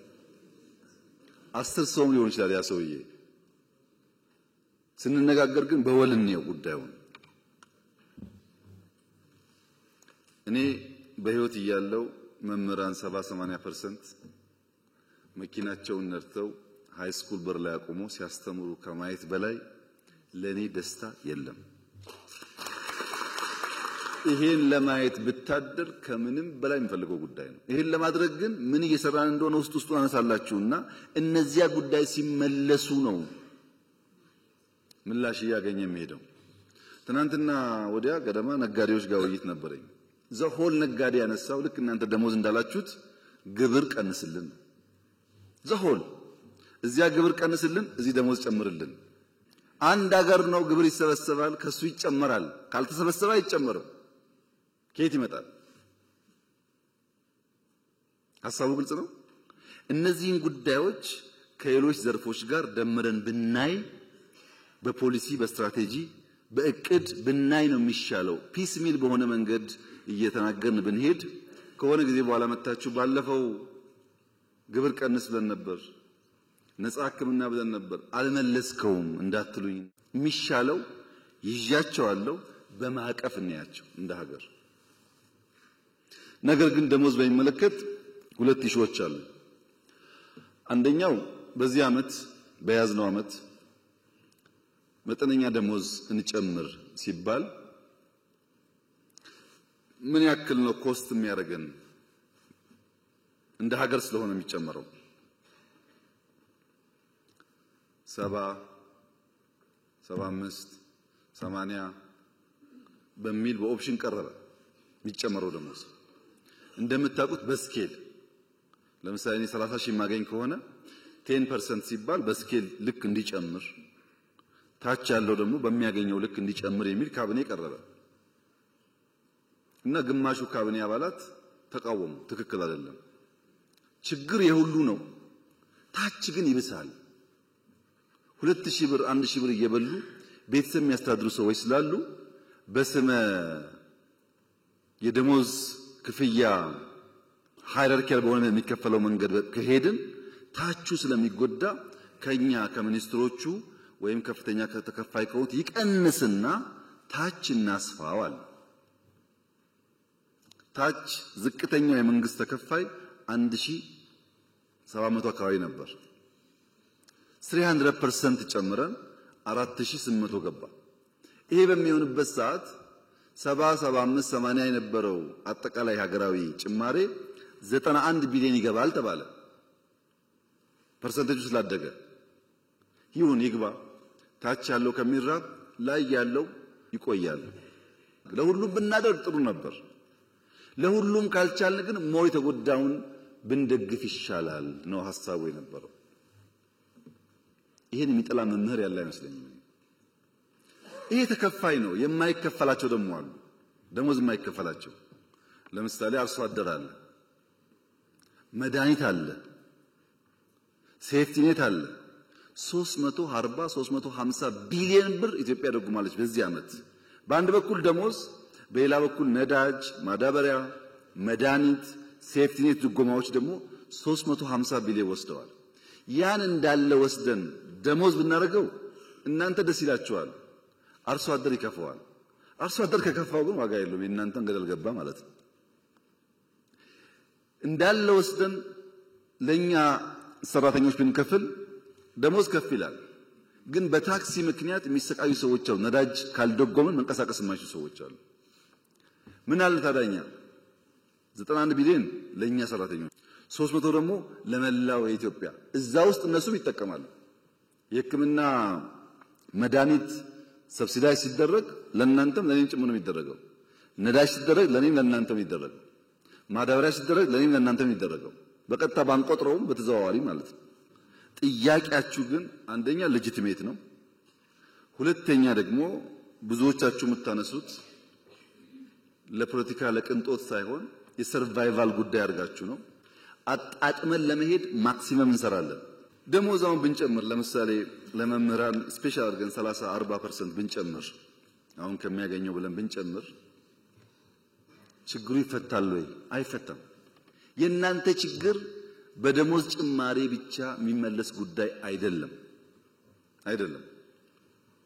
ሰውየው አንድ ቁና ገብስ ይዞ ሙያተኛ ጋር ይሄዳል። ሙያተኛ ጋር ሄድና ይኸውልህ አንድ ቁና ገብስ አለኝ፣ ከዚህ ውስጥ ለዳቦ ለገንፎ እህል ለቆሎ ለጠላ እህል ስለምፈልግ ይሄንን በዚያ መልክ አስተናርተህ ስጠኝ ይለዋል። አንድ ቁና ነው። ዳቦ አለ፣ ቆሎ አለ፣ የገንፎ እህል አለ፣ የጠላ እህል አለ። ፍላጎቱ ብዙ ነው እና ሙያተኛው ወይ ፍላጎትህን ቀንስ ወይ ገብሱን ጨምር አለው። ያለኝ ይሄ ነው እንዴት አድርጌ ልጨምር ሲለው ሁለት ምርጫ አለ። አንደኛው ምርጫ አሁን ያለ አንድ ቁና ስለሆነ ለዳቦ ብቻ ወይም ለገንፎ ብቻ ላዘጋጅልህ። የለም የዳቦም የገንፎም ፈልጋለሁ ካክ ደግሞ አትብላ። አሁን ያዘውና ዘንድሮ ዝራውና በሚቀጥለው 5-6 ቁና ሲሆንልህ ያኔ ይዘውና አለው ይባላል። እናንተ ግን እንዳዋቂ እንደ ልባም ሰው ማሰብ ያለባችሁ ጉዳይ ገበታ ላይ ያለው 3 እንጀራ ከሆነ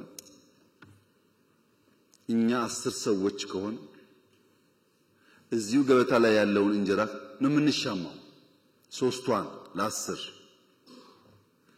ልባም ሰዎች ለትውልድ የሚያስቡ ሰዎች በተለይ መምህራን ሲሆኑ ማሰብ ያለባቸው እንዴት ገበታው ላይ ያለውን ማድ 5 6 7 10 እናርገው።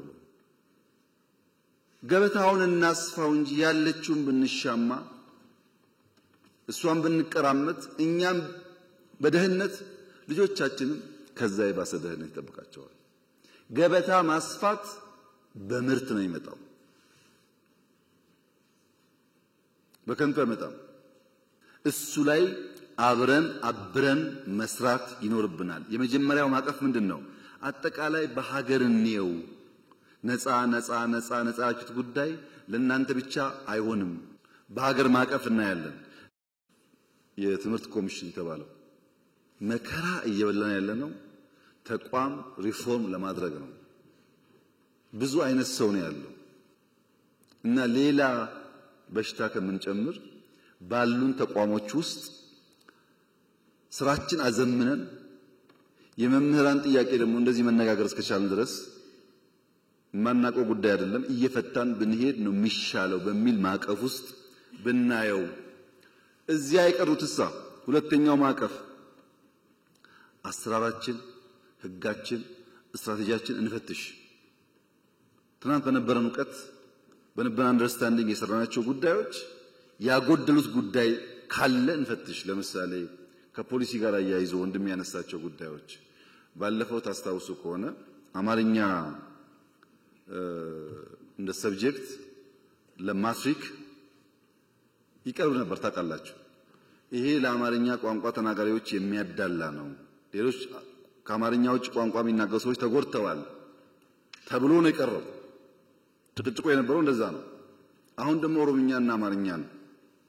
ማትሪክ ብናስገባ ወላይታ ተጎዳው አይልም ወይ? ትግራዋይ ተጎዳው አይልም ወይ? ሶማሌ አይልም ወይ? አፋር አይልም ወይ? ሁሉንስ እንችላለን ወይ? እንዴት ስናጣጥመው ማሰብ ይፈልጋል። ምክንያቱም ለሁሉ አክሽን ከሌላው ግን ጥያቄ አለ። አሁን በቅንነት ነው ወንድም ያነሳው፣ ገብቶኛል፣ ምንም ችግር የለበት፣ ማሳቡ ጥሩ ነው። ይሄን ግን ይሁን ብንል እዚሁ ጋር ደግሞ ያለው ሶማሌ ወንድማችን እኛስ ይላል። ወደዛ የገባን ስንሄድ ዳይቨርሲፋይድ ቋንቋ ስላለን ያዋጣናል ወይ? አንድ ቋንቋዎቹ ደግሞ እንዳይሞቱና አገር በቀል ቋንቋዎች እያደጉ ደግሞ እንዲሄዱ እንዴት እንስራበት? የሱን ኮንሰርን ለመመለስ ይሄ መፈተሽ ይፈልጋል። ዝም ብዬ አውትራይት የምናገረው ጉዳይ አይደለም። በደንብ ማየት አለብን። ከመምህራን ሙያ ብቃት ጋር፣ ስልጠና ጋር፣ ከትምህርት ፍኖተ ካርታችን ጋር፣ ስትራቴጂያችን ጋር ያነሳቸው ጉዳዮች ፍተሻ ይፈልጋሉ። መዋጮ እናንተ ሳታቁ ከደሞዛችሁ በቀጥታ የሚቆረጥ ከሆነ ስህተት ሳይሆን ወንጀል ነው። ትክክል አይደለም። እናንተን ሳያማክሩ መቁረጥ ማንም ሰው አይችልም። ደሞዝ እኮ የግል ሀብታችሁ ነው። አማክሯችሁ ናዋጣ ካላችሁ ብቻ ነው የሚደረገው። መዋጮ ግን ያስፈልጋል ወይ አያስፈልግም ያላችሁ እንደሆነ ምርጫ እናንተ ነው። ግዴታ አይደለም። እኔ በመዋጮ ነው ይሄን ግቢ የሰራሁት። ትናንት ሳይንስ ሙዚየም የሰራው በጣም አብዛኛው ነገር እንደዛ ነው። እንኳን እናንተ የውጭ ሰው ያዋጣ ስለሆነ ለምን ያለን ሪሶርስ ውስን ነው። ተሻምተን ካላመጣን በቀር ስራ እንሰራ። ወንጪ፣ ጎርጎራ፣ አላላኬላ፣ ጨበራ ምናምን ይባሉ በሙሉ መዋጮ ነው። እሱ ሁሉ ይቀራል ማለት ነው። መዋጮ ግን አምነን ፈቅደን ወደን በአቅማችን ልክ የምናደርገው እንጂ በጅምላ የሚቆረጥ መሆን የለበትም። እንፈትሻለን፣ ይሄንን ጉዳይ እንፈትሻለን። የፖሊሲ ውይይት ላይ መምህራን ቢሳተፉ እንፈትሻለን። ይሄን በሚመለከታቸው ጉዳይ ላይ ለማወያየት ዝግ ነበር ወይ እስካሁን ያለው ሁኔታ ከነበረስ እንዴት እናሻሽለው ይለው እንፈትሻለን። ግን ማወቅ ያለባችሁ ነገር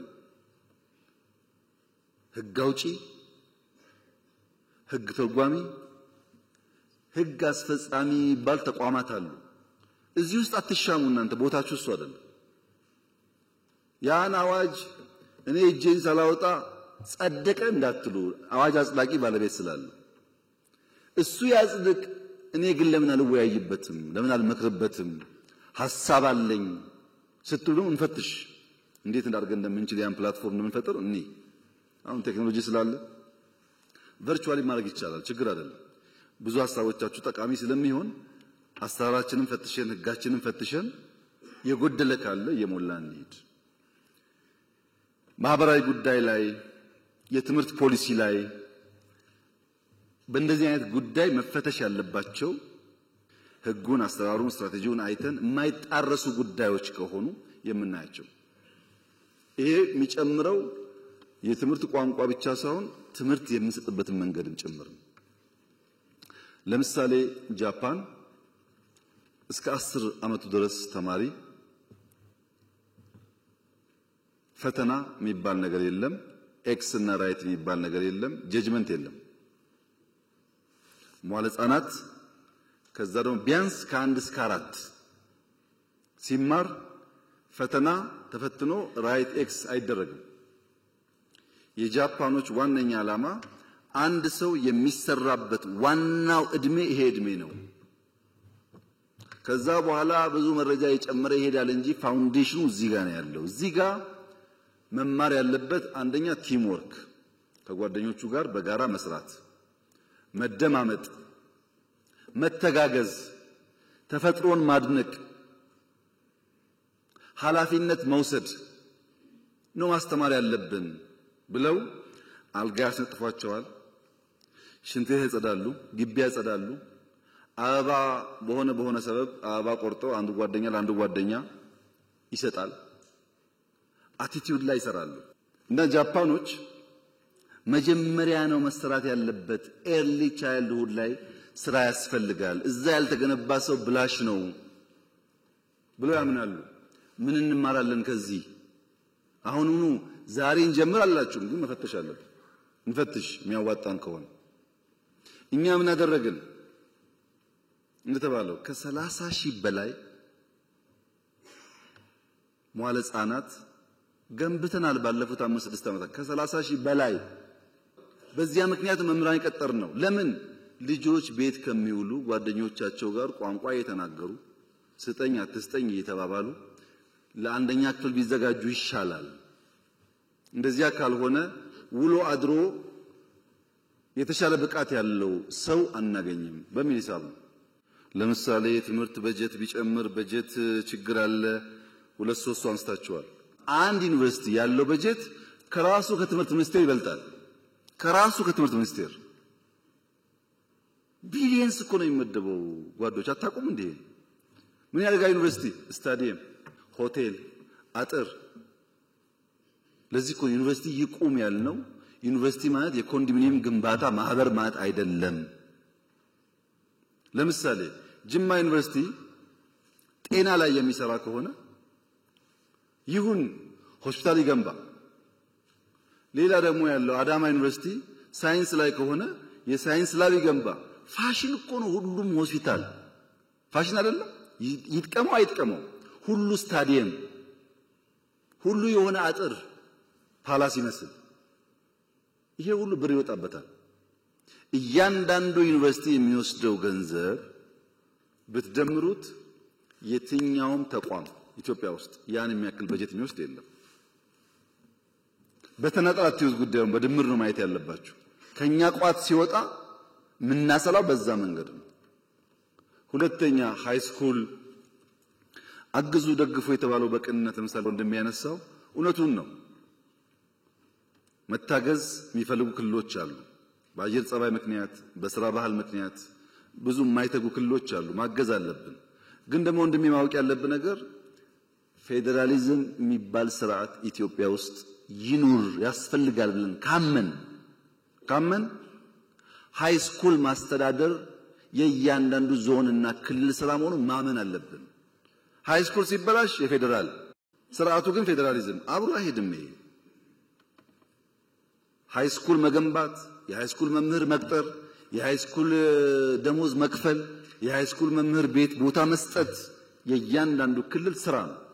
ያን እንሻል ስንል ፌዴራል ስርዓቱን ስለምናፈርሰው ሌላ ደግሞ ኮንሲኩዌንስ ያመጣል ማለት ነው። እናንተ ሁሉን ስለምታውቁ እንደራኪም የእውቀት ጋን ስለሆናችሁ በዚህኛው ያለው አደጋ በዚህኛው ያለው ጠቀሜታ ለማመዛዘን አትቸገሩም። በዚያ ስፕሪት ነው ማየት ያለብን። በጀት የቀነሰ አይደለም የኛ አሰራር። ዩኒቨርሲቲ አካባቢ ያሉ ሰዎች እዚህም ካላችሁ እኔ እስካሁን ባየሁት ጥቂት ዩኒቨርሲቲ ካልሆነ በቀር አብዛኛው የሰፈር ልጅ ቀጥሮ የሰፈር ቲፎዞ አምጥቶ ፕሮጀክት ምናምን ኮሚሽን ብሎ ወንበሩን የሚያደላድል እንጂ ዩኒቨርሲቲ ግቢ እንኳን የሚያጸዳ ሰው ብዙ አላየሁም። ግቢውን ተውት አገሩን። እሱን ወደ ውስጥ መፈተሽ የሚጠቅም ይመስለኛል። ምን እያደረኩ ነው እኔ ብሎ ማየት ጠቃሚ ይመስለኛል። ሶስተኛው ማዕቀፍ እኛና እናንተ በጋራ ብንሰራባቸው በተናጠል አይደለም በጋራ ብንሰራባቸው የሚሻሉ ጉዳዮች ደግሞ አሉ። ኃላፊነት መውሰድ አለብን። ለነገ ትውልድ ኢንቨስት ማድረግ አለብን። ተስማምተን የጋራ አሳይመንት ካልሆነ በቀር በአንድ ወገን የማይሰራ አንደኛው ምን አልኩኝ እንመልሳለን እንፈትሻለን። ሁለተኛው ምን አልኩኝ ከተቋማት ጋር ክሮስ ሴክተራል ስለሆኑ እዚያ ውስጥ እናያለን። አሁን ማነሳቸውንስ በጋራ እንሰራበታለን። ያኔ መልሱ ሙሉ እየሆነ ይመጣል። አንደኛ ትምህርት ለትውልድ መቀጠል አለበት ብላችኋል። ትክክል ነው፣ መቀጠል አለበት። ግን የኔም የናንተም ስራ ነው። የፕሮፌሰር ብርሃኑም የናንተም ስራ ነው። ለምሳሌ ብሩ ተለመነ የሆነ ሪሶርስ ተገኘ፣ መጨረሻ ግን የሚሰራው እዛው ያለ ወጣት ነው። ለዛ ወጣት ያንተን ድጋፍ እንፈልጋለን። ይሄ ትምህርት ቤት ለልጆቻችን ነው፣ ለኛ ነው የሚሰራው፣ ማገዝ አለብን ብለ ካላስተማርከው በቀር ብሩ እያለ ስራው አይሰራም ማለት ነው። ከተገነባስ በኋላ ትምህርት ቤት ሃይስኩል እዚህ ጅማ ላይ ወለጋ ላይ እዚህ ምዕራብ ደቡብ አካባቢ ላይ ሃይስኩል ገንብተን እንሰት መትከል፣ አቮካዶ መትከል፣ ቡና መትከል እንዴት ብርቅ ይሆናል? ዝናብ እንደዚህ ብሎ ይዘንበው ተማሪ እንዴት ነው በግቢ ውስጥ የማይተክለው? እንዴት ትምህርት ቤት ግቢ ውስጥ አቧራ ይታያል? ይሄን እናንተ ካላገዛችሁ ማን ያግዛል? ደግሞ ብዙዎቻችሁ እርግጠኛ ነኝ ስትማሩ አርብ ከሰዓት ግቢ ማጽዳት፣ የትምህርት ቤት ጓሮ መኮትኮት፣ የትምህርት ቤት ቡና መልቀም ስራችን ነበር አልነበረም? በቃ እሱን ማስቀጠል አለብን። ተማሪ መስራት አለበት። ያን ካልተለማመደ ሰው አይሆንም፣ ሙሉ ሰው አይሆንም። ይሄን ከናንተ ድጋፍ እንፈልጋለን። ምርታማነት አርሶ አደሩ ፕሮዳክቲቭ እንዲሆን ኢኒሼቲቮች ሲመጡ ከዚህ ይሁነኝ ብላችሁ በየከባቢያችሁ ማየት። ለምሳሌ አሁን ኮሪደር ብለን ቢሾፍቱ፣ አዳማ፣ ሻሸመኔ፣ ጅማ፣ ነቀምት ወደ ምስራቅ ያለው እንኳን ትቼ እነዚህ ሁሉ ከተሞች ይገነባል ኮሪደር። ቢሾፍቱ ላይ ከዚህ ከአዲስ አበባ መውጫ ከአቃቂ እስከ ሞጆ ያለው 26 ኪሎ ሜትር መንገድ ኦሮሚያ የሚገነባው። የኦሮሚያ ከተማ በሙሉ ቢሾፍቱ ብቻ ቢሆን ኖሮ ጅማ ቢቀር ነቀምቴ ቢቀር ምናምን ቢቀር ኖሮ አዲስ አበባ ያየሽውን 100% ታይ ነበር እዛ። ኦሮሚያ ግን ትልቅ ነው። ብሩ ግን ውስን ነው። በዚያች ውስን ሀብት ልክ እንደ አዲስ አበባ አንድ ቦታ የሚታይ ጉዳይ ማድረግ አይችልም። ይሄን እናንተ አንደርስታንድ ማድረግ አለባችሁ።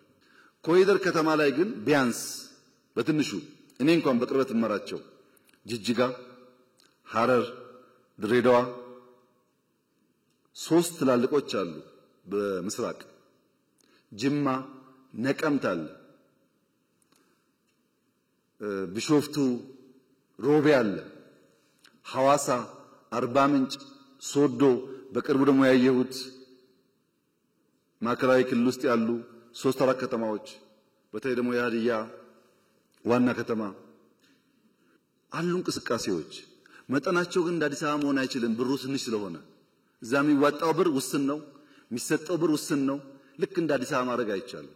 ወደ ዋና ጉዳይ ስመጣ በቅርቡ በሐላባ፣ ከምባታ፣ ሀዲያና ስልጤ የገጠር ኮሪደር ብለን ጀምረናል። እነዚህ ስራዎች 4-5 አርሶ አደር ሶላር ሲስተም ያለው፣ ሽንት ቤት ያለው፣ ሳሎን መኝታ ቤት ያለው፣ የከብቶች ቤት ያለው፣ መጠነኛ ጓሮ እርሻ ያለው ሞዴል ለመስራት ነው። በእኛ አቅም 4 ጀመር። እዛ አካባቢ ያላችሁ ሰዎች ፎሎ አድርጋችሁ ደግፉ፣ እንዲባዛም አድርጉ። ያ ነገር መንግስት አክሮስ ዘ ካንትሪ ቤት ሊገነባ አይችልም። ታውቃላችሁ። ማሳያ ስራ ነው የሚሰራው። ባለፉት 6 ዓመታት አዲስ አበባ ላይ እዚያ አዋሬ እያፈረስን ስንገነባ ታውቃላችሁ። አሁን ደግሞ አዲስ አበባ ይበቃል ብለን በገጠር ኮሪደር አርሶ አደር ለመንካት መተናል። እሱን ማስፋት ላይ ብታግዙን፣ የጋራ ትርክት መገንባት ላይ ቅድም እንደሚያነሳው 100% ከሐሳቤ ጋር ይስማማል። የጋራ ትርክት መገንባት ላይ እንደሚያስፈልግ አውቀን ስትራቴጂ ቀይሰን እቅድ አወጥተን እየሰራንበት ነው። የእናንተ ድጋፍ ግን ያስፈልጋል። ሰው ነው፣ ሰው አትግደል፣ ወንድምህ ነው የሚል እሳቤ በየቀኑ በየትምህርት ቤት ካልተነገረ በስተቀር በሚዲያ ብቻ በቂ አይደለም። አብረን እንስራ። እሱን ምርታማነት ላይ ስንዴው፣ ቡናው፣ ሻዩ ፕሮዳክቲቪቲ እንዲያድግ አርሶ አደር ማንቃት ማስተማር ላይ አብረን እንስራ። የትምህርት ጥራት ላይ አብረን እንስራ። በመንግስት ፖሊሲ ብቻ አይመለስም። መልካም አስተዳደር አብረን እንስራ። እናንተ እኮ ናችሁ የሁሉ ሰው አስተማሪ። ቅድም እንዳላችሁት ቀበሌ ላይ የሚረብሸው ወረዳ ላይ የሚረብሸውን ሰው ያስተማራችሁትን ሰው እባክህን ህዝብ አገልግል፣ ነውር ነው፣ ታሪካችን ባህላችን ብላችሁ ብትመክሩ ብዙ ሰው ሊቀየር ይችላል። አግዙ። እሱ ላይ እኔ ጋር ብትወረውሩ ጠጠሩን ብቻዬን አልፈታውም። ብንተጋገዝ ግን ሊቀንስ ይችላል። እንደነዚህ አይነት ጉዳዮች በጋራ ብንሰራ የኛን ሁኔታ ተገንዝበን ብዙ ዕዳ ያለበት ሀገር መሆን አውቀን ከኋላ ደግሞ አርፍደን ደራሽ ስለሆን ፈጥነን ቀንም ማታም ሰርተን ነገርን ቀይር ካላችሁ መተጋገዝ ይፈልጋል። አንዳንዱን እንመልስላችኋለን፣ አንዳንዱን እንፈትሻለን ፖሊሲዎቻችን። አንዳንዱን ግን በጋራ ካልሰራን በቀር በእኛ ብቻ አይመለስም። ካገዛችሁን ካገዝናችሁ ከተጋገዝን ግን በእርግጠኝነት ጊዜ ይወስዱ እንደሆን እንጂ እየተፈቱ ይሄዳሉ። በመንግስት በኩል እነዚህን ያደሩ ችግሮች በ5 ማዕቀፍ ውስጥ ልንፈታ ወስነናል። በ5 ማዕቀፍ ውስጥ የመጀመሪያው ኢንክሉሲቭ ናሽናል ዲያሎግ ነው። ብዙ የሚያጨቃጭቅ ጉዳይ አለን፣ ግን ቁጭ ብለን በንግግር እንፍታ፣ በውይይት እንፍታ፣ በመደማመጥ እንፍታ። መደማመጥ ያስፈልጋል። የአንዱ ፍላጎት ሲሳካ አንዱ ስለሚያኮርፍ አንዱ አስኮርፎ ደግሞ የተሟላ ሀገር መፍጠር ስለማይቻል እንወያይበት ነው ያልነው። በእናንተ እድሜ በአባቶቻችሁም እድሜ የኢትዮጵያ መንግስታት አንዳቸውም ቢሆኑ ጉዳያችንን በውይይት እንፍታ ብለው የውይይት አውድ ፈጥረው አያውቁም። ኢንክሉሲቭ ናሽናል ዲያሎግ በኢትዮጵያ ታሪክ የመጀመሪያው ነው። ለመጠቀም ያለው ፍላጎት ግን ውስን ነው። እንወያይ ይልሃል። እሺ እንወያይ ስታቋቁም ነው አይወያይም። ካልተወያየ ችግሩን ካልተናገረ ግን መፍትሄ ከየትም ሊመጣልት አይችልም። እና አንዱ መፍትሄ ያልነው እንወያይ። ስለምን ደሞዝ ሊሆን ይችላል፣ መሬት ሊሆን ይችላል፣ ህገ መንግስት ሊሆን ይችላል፣ ስልጣን ሊሆን ይችላል፣ ድንበር ሊሆን ይችላል፣ ባህር በር ሊሆን ይችላል። ግን እንወያይ። በውይይት በምክክር እናድርገው። ስንመካከር አንዳንዱን ዛሬ አንዳንዱን ነገ አንዳንዱ ደግሞ እናቆየዋለን። ካልተመካከርን ቅደም ተከተል ይጠፋል። አንዱ ማዕቀፍ ውይይት ነው። እሱ ላይ እናንተም ሚናችሁን መጫወት አለባችሁ። ሁለተኛው ማዕቀፍ የሽግግር ፍትህ ነው። ተበድያለሁ፣ ተገድያለሁ፣ ተቀምቻለሁ፣ ተጎድቻለሁ ብዙ ሮሮ ስላለ አላየንም አልሰማንም ብለን ከምንዘጋ የሽግግር ፍትህ ብናበጅ በየጊዜው የተጎዱ ሰዎች ካሉ በይቅርታም በሽግግር ፍትህም ቢታይላቸው ለአንዴና ለመጨረሻ ጊዜ የትናንትናው ታሪክ ፋይል ዘግተን መማሪያ ብቻ አድርገን ወደፊት ለመንደርደር ያግዘናል እና የሽግግር ፍትህ እናበጅ። እንወያይ ብቻ አይደለም፣ ቁስል ባለበትም ፍትህ እናረጋግጥ። ሶስተኛው ማዕቀፍ በርካታ ሰዎች አኩርፈው ጫካ ገብተዋል። በኢትዮጵያ ሕገ መንግስት መሰረት በትጥቅ ለስልጣን መታገል ሕገ ወጥ ነው፣ አይፈቀድም። ሕገ ወጥ ነውና በሕግ ማስከበር ብቻ እንሂድ ካል ስለማያዋጣ ዲዲአር እናርግ። የታጠቁ ሰዎች በተሐድሶ ትጥቃቸውን ፈተው በሙያቸው ሰርተው ወደሚኖሩበት ስርዓት እንመልሳቸው። ከትግራይም ይሁን ከኦሮሚያ ከአማራም ይሁን ከቤንሻንጉል ብለን ዲዲአር አበጀን። ኮሚሽን ተቋቋም ነው። ይሄ ኮሚሽን ስራው የታጠቁ ያኮረፉ ሰዎች አወያይቶ የሽግግር ፍትህ አረጋግጦ ወደ ቀያቸው መልሶ ሰላማዊ ህይወት እንዲኖሩ ማድረግ አለብን። አራተኛው ማዕቀፍ ይሄ ሁሉ ቢሰራ ኢኮኖሚክ ሪፎርም ካላደረግን ኢኮኖሚክ ስብራት እያለ ዘላቂ ሰላም ልናመጣ አንችልም። ሪፎርሙ ደግሞ እንደከዚህ ቀደሙ ግብርና መር ብንለው አያዋጣም። ብዝሃ ዘርፍ መሆን አለበት። ግብርናም፣ ኢንዱስትሪም፣ ማይኒንግም፣ ቱሪዝምም፣ አይሲቲም በሁሉም ዘርፍ ካልተንቀሳቀስን አንድ በአንድ አንደርስም ብለን ግብርና ላይ እንዳላችሁት እኮ ነው። የኢትዮጵያ ግብርና በኩታ ገጠም በማዳበሪያ አቅርቦት ስፋት በኢሪጌሽን በአመት ሁለቴ በማምረት ገና ብዙ ስራ ይጠበቅብንም የሚጨበጥ የሚታይ ለውጥ መጥቷል። መካድ አይቻልም። በቡና በስንዴ በሩዝ መጥቷል። ገና ግን ብዙ ስራ ይጠበቅብናል። ጥያቄ የለውም። እሱ ያልታረሰ ቦታ ሰፊ አለን፣ ውሃ አለን። በስፋት በኩታ ገጠም በማሽነሪስ ምርታማነት ማሳደግ አለብን። ጅማሮ ግን ተስፋ ሰጪ ነው። በኢንዱስትሪም እንደዚሁ ነው። በቱሪዝም ትናንት እንዳያችሁት ነው። በጣም በርካታ ስራ ተሰርቷል። በአይሲቲም ተሞክሯል። እንደዚሁ ማይኒንግ ከዚህ ቀደም የተዘነጋ ሴክተር ነው። በዚህ አመት ለመጀመሪያ ጊዜ ላለፉት ብዙ አስርተ ዓመታት በኢትዮጵያ ውስጥ ነምበር 1 ኤክስፖርት ቡና ነው። ከቡና ቀጥሎ ያሉት ተደምረው ወደ ቡና አይጠጉም። ዘንድሮ ግን በኢትዮጵያ ኤክስፖርት አንደኛው ወርቅ ነው። ስለዚህ ማይኒንግ ያስፈልጋል ማለታችን ሰርቷል ማለት ነው። ከለውጡ በፊት እኔ ኮንታ ስመጣ 1 ኪሎ ግራም ሲሚንቶ ኮይሻ አልነበረውም። 1 ኪሎ ግራም ፕሮጀክቱ አለ፣ ካምፕ አለ። 1 ኪሎ ግራም ሲሚንቶ ለግድብ ግን አልተሰራም። አሁን ግድቡ እሱ ሁሉ ገንዘብ ነው ከናንተ ላይ ተቀምጦ የሚሰራበት ማለት ነው። በነገራችን ላይ 27000 ኪሎ ሜትር አስፋልት ኮንክሪት ኮንትራክት ነው ያለው ኢትዮጵያ ውስጥ። ምንም ሳልጨምር 1.5 ትሪሊየን ብር ጠይቀውኛል። 1.5 ትሪሊየን የኢትዮጵያ አጠቃላይ በጀት 2 ትሪሊየን ነው። 1.5 መንገድ ጠይቋል። በጣም ሰፊ ቦታ መንገድ ስራ አለ። ችግሩ ምንድነው? ጥራት የለም፣ ሌባ ብዙ ነው እንደምታውቁት፣ ሲሚንቶ ይሰርቃል፣ ያይሰርቃል፣ ችግሮች አሉ። እንደ መንግስት ግን በጣም ትልቅ ሪሶርስ ነው ያለው። ግድቦች ነግሬያቸዋለሁ። በኢትዮጵያ ትልቁን አየር መንገድ ለመገንባት እየሰራ መሆን ታውቃላችሁ። these are foundational ስራዎች። ይሄን ግን ተውት። ድሮ ነበረ ከሚባል ስራ 2-3 ላንሳላችሁ። ለምሳሌ ከአዲስ አበባ ጅቡቲ ባቡር ነበር ተሰርቷል ከለውጡ በፊት ታውቃላችሁ። ከአዲስ አበባ ጅቡቲ ባቡር ከለውጡ በፊት ሳይሆን ከለውጡ በኋላ እስከ ዛሬ 4 ዓመት ድረስ በሰዓት 20 ኪሎ ሜትር ነበር የሚጓዘው።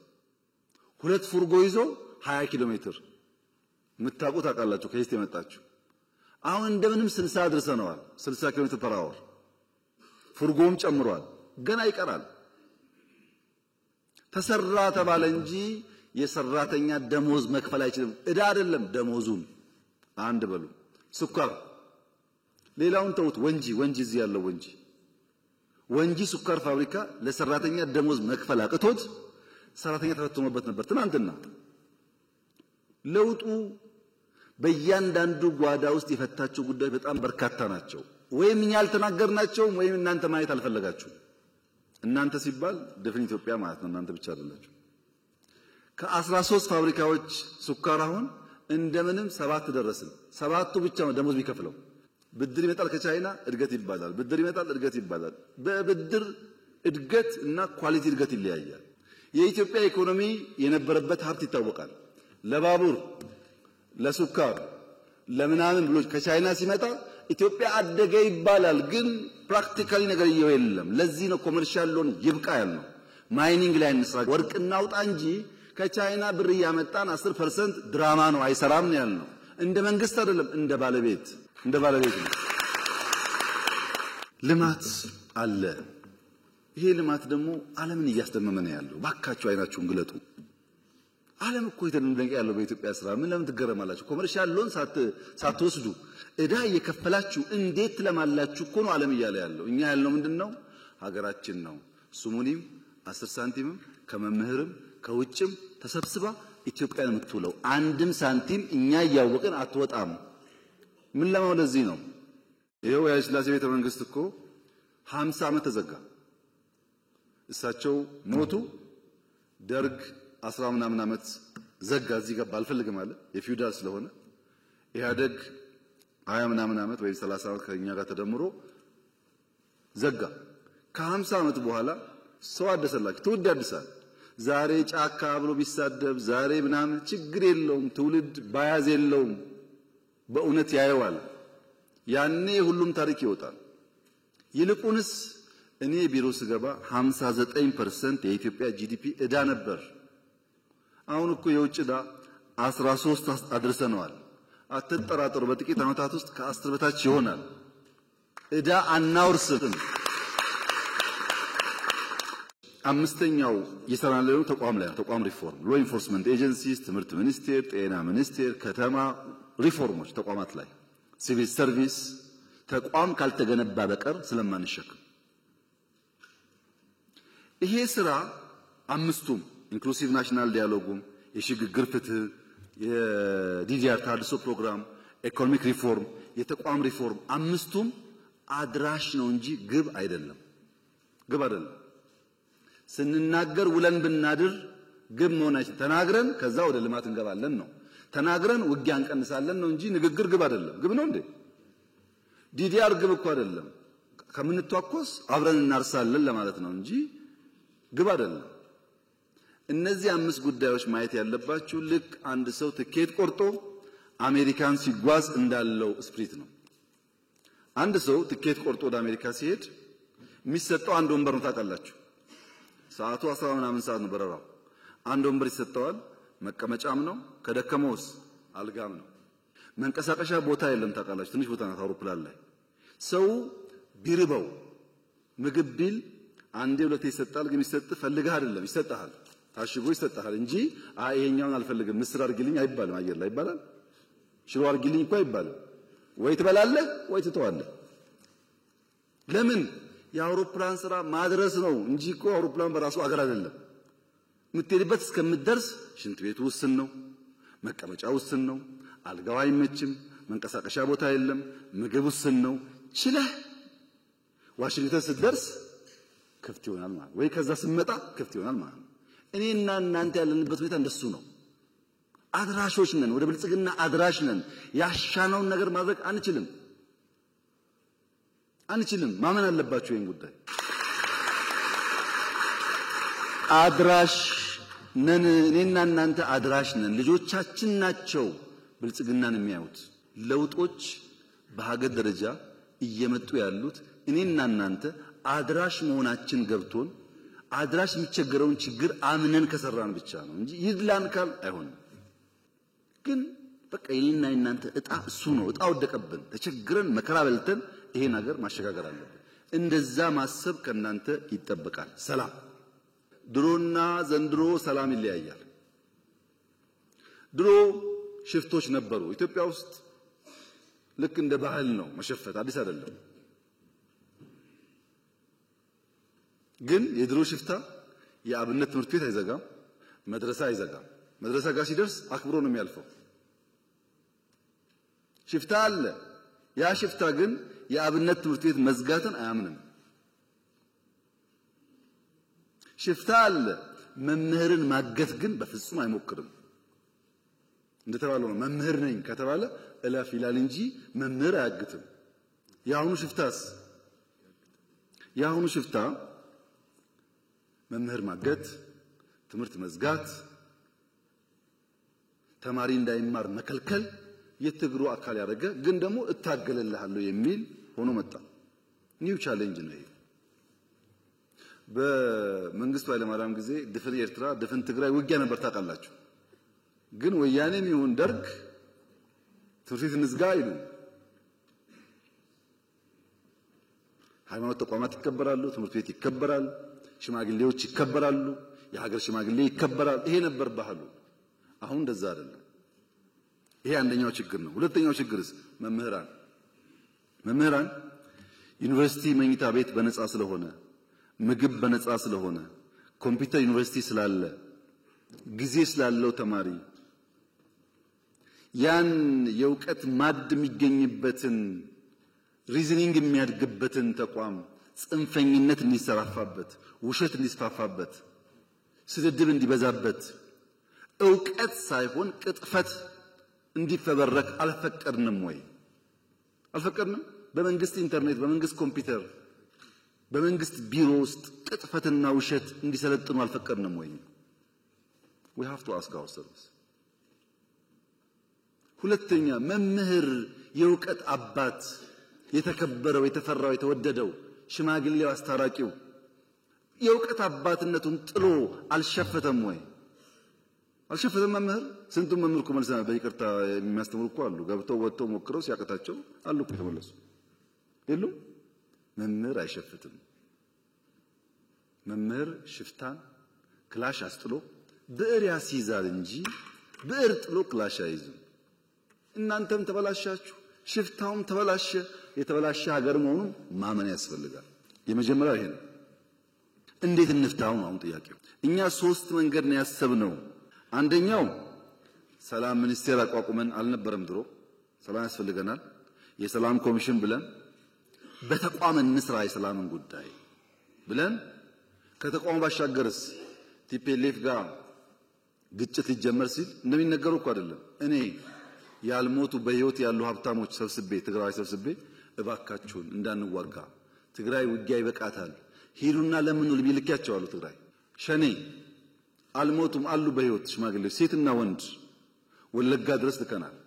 ሽማግሌዎች ሸኔ አንበርክኳል አሉ በህይወት፣ ሂዱ ባካችሁ ለምን ብለን ልከናል። ፋኖ በቲቪ አይታችኋል።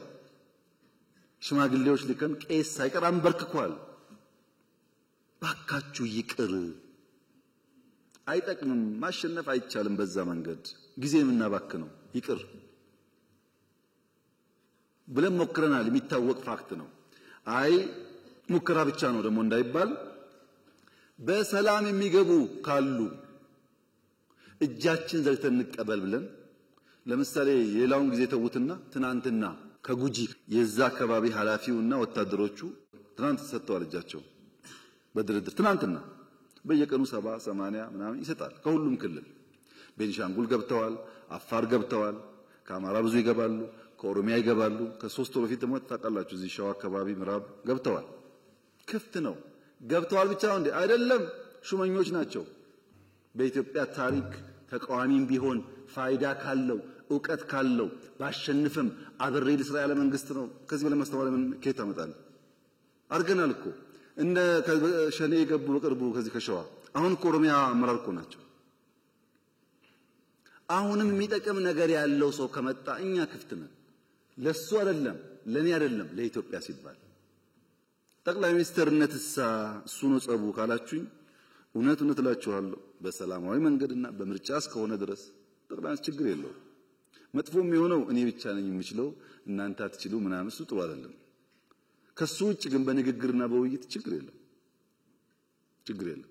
ሁለተኛው እሱ ነው። ሶስተኛው ሰላምን ቢያለ አልገባም ብሎ ትውልድ የሚያዘጋ የሚያግት ካለስ ህግ የማስከበር ስልጣናችን ስለሆነ እንታገለዋለን። ይታገል ነው ያለነው። አትታገሉ እጃችሁ አጣጥፋችሁ ተቀመጡ ካልከን ህዳሴ የሚባል የለም፣ ወጥቶ መግባት የለም። ችግር እኮ ነው። በየቦታው ሽፍታ ሞልቷል። we have to fight እያደረግን ከገባስ እንተዋለን። ለምሳሌ ፕሪቶሪያ እኮ አስደማሚ ድል ነው የኔ ወንድም። መቀሌ በ24 ሰዓት መግባት እንችል ነበር።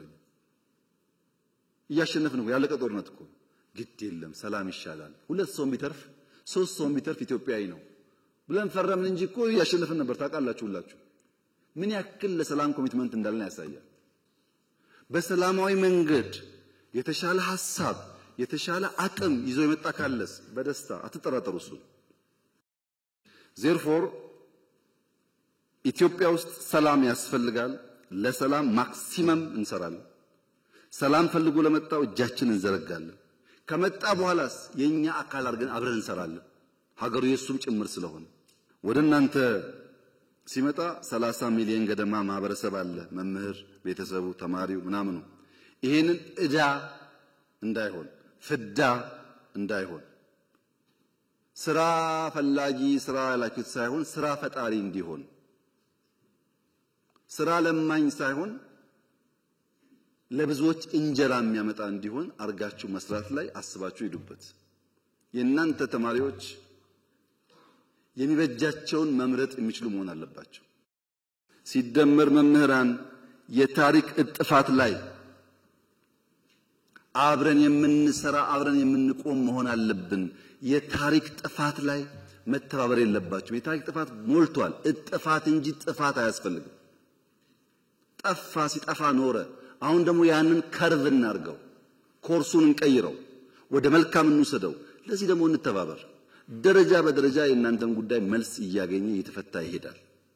አትጠራጠሩ። እናንተ አድራሽ ናችሁ። የፈለገ ቢሆን ወርቁ ወጥቶ ስንዴው ወጥቶ ይሄና የእናንተ ጉዳይ መልስ አያገኝም። ይለወጣል፣ መልስ አያገኝም። ለምን? ብዙ የመጣው ቀንበር ልጆቻችን ግን እንዳይከተሉ እናቋርጠው። እዚህ ጋር ለዚህ ተባብረን ብንቆም ብንሰራ ኢትዮጵያ ውስጥ ተስፋ አለ። እየመጣ ያለው ጊዜ በጣም እንኳን ለእናንተ ለአፍሪካም ተስፋ የሚሆን ነው። ዘንድሮ ኢትዮጵያ ቢያንስ 10% አድጋለች። ይሄ እኔ ሳይሆን የኢንተርናሽናል ተቋማት ግምት ነው።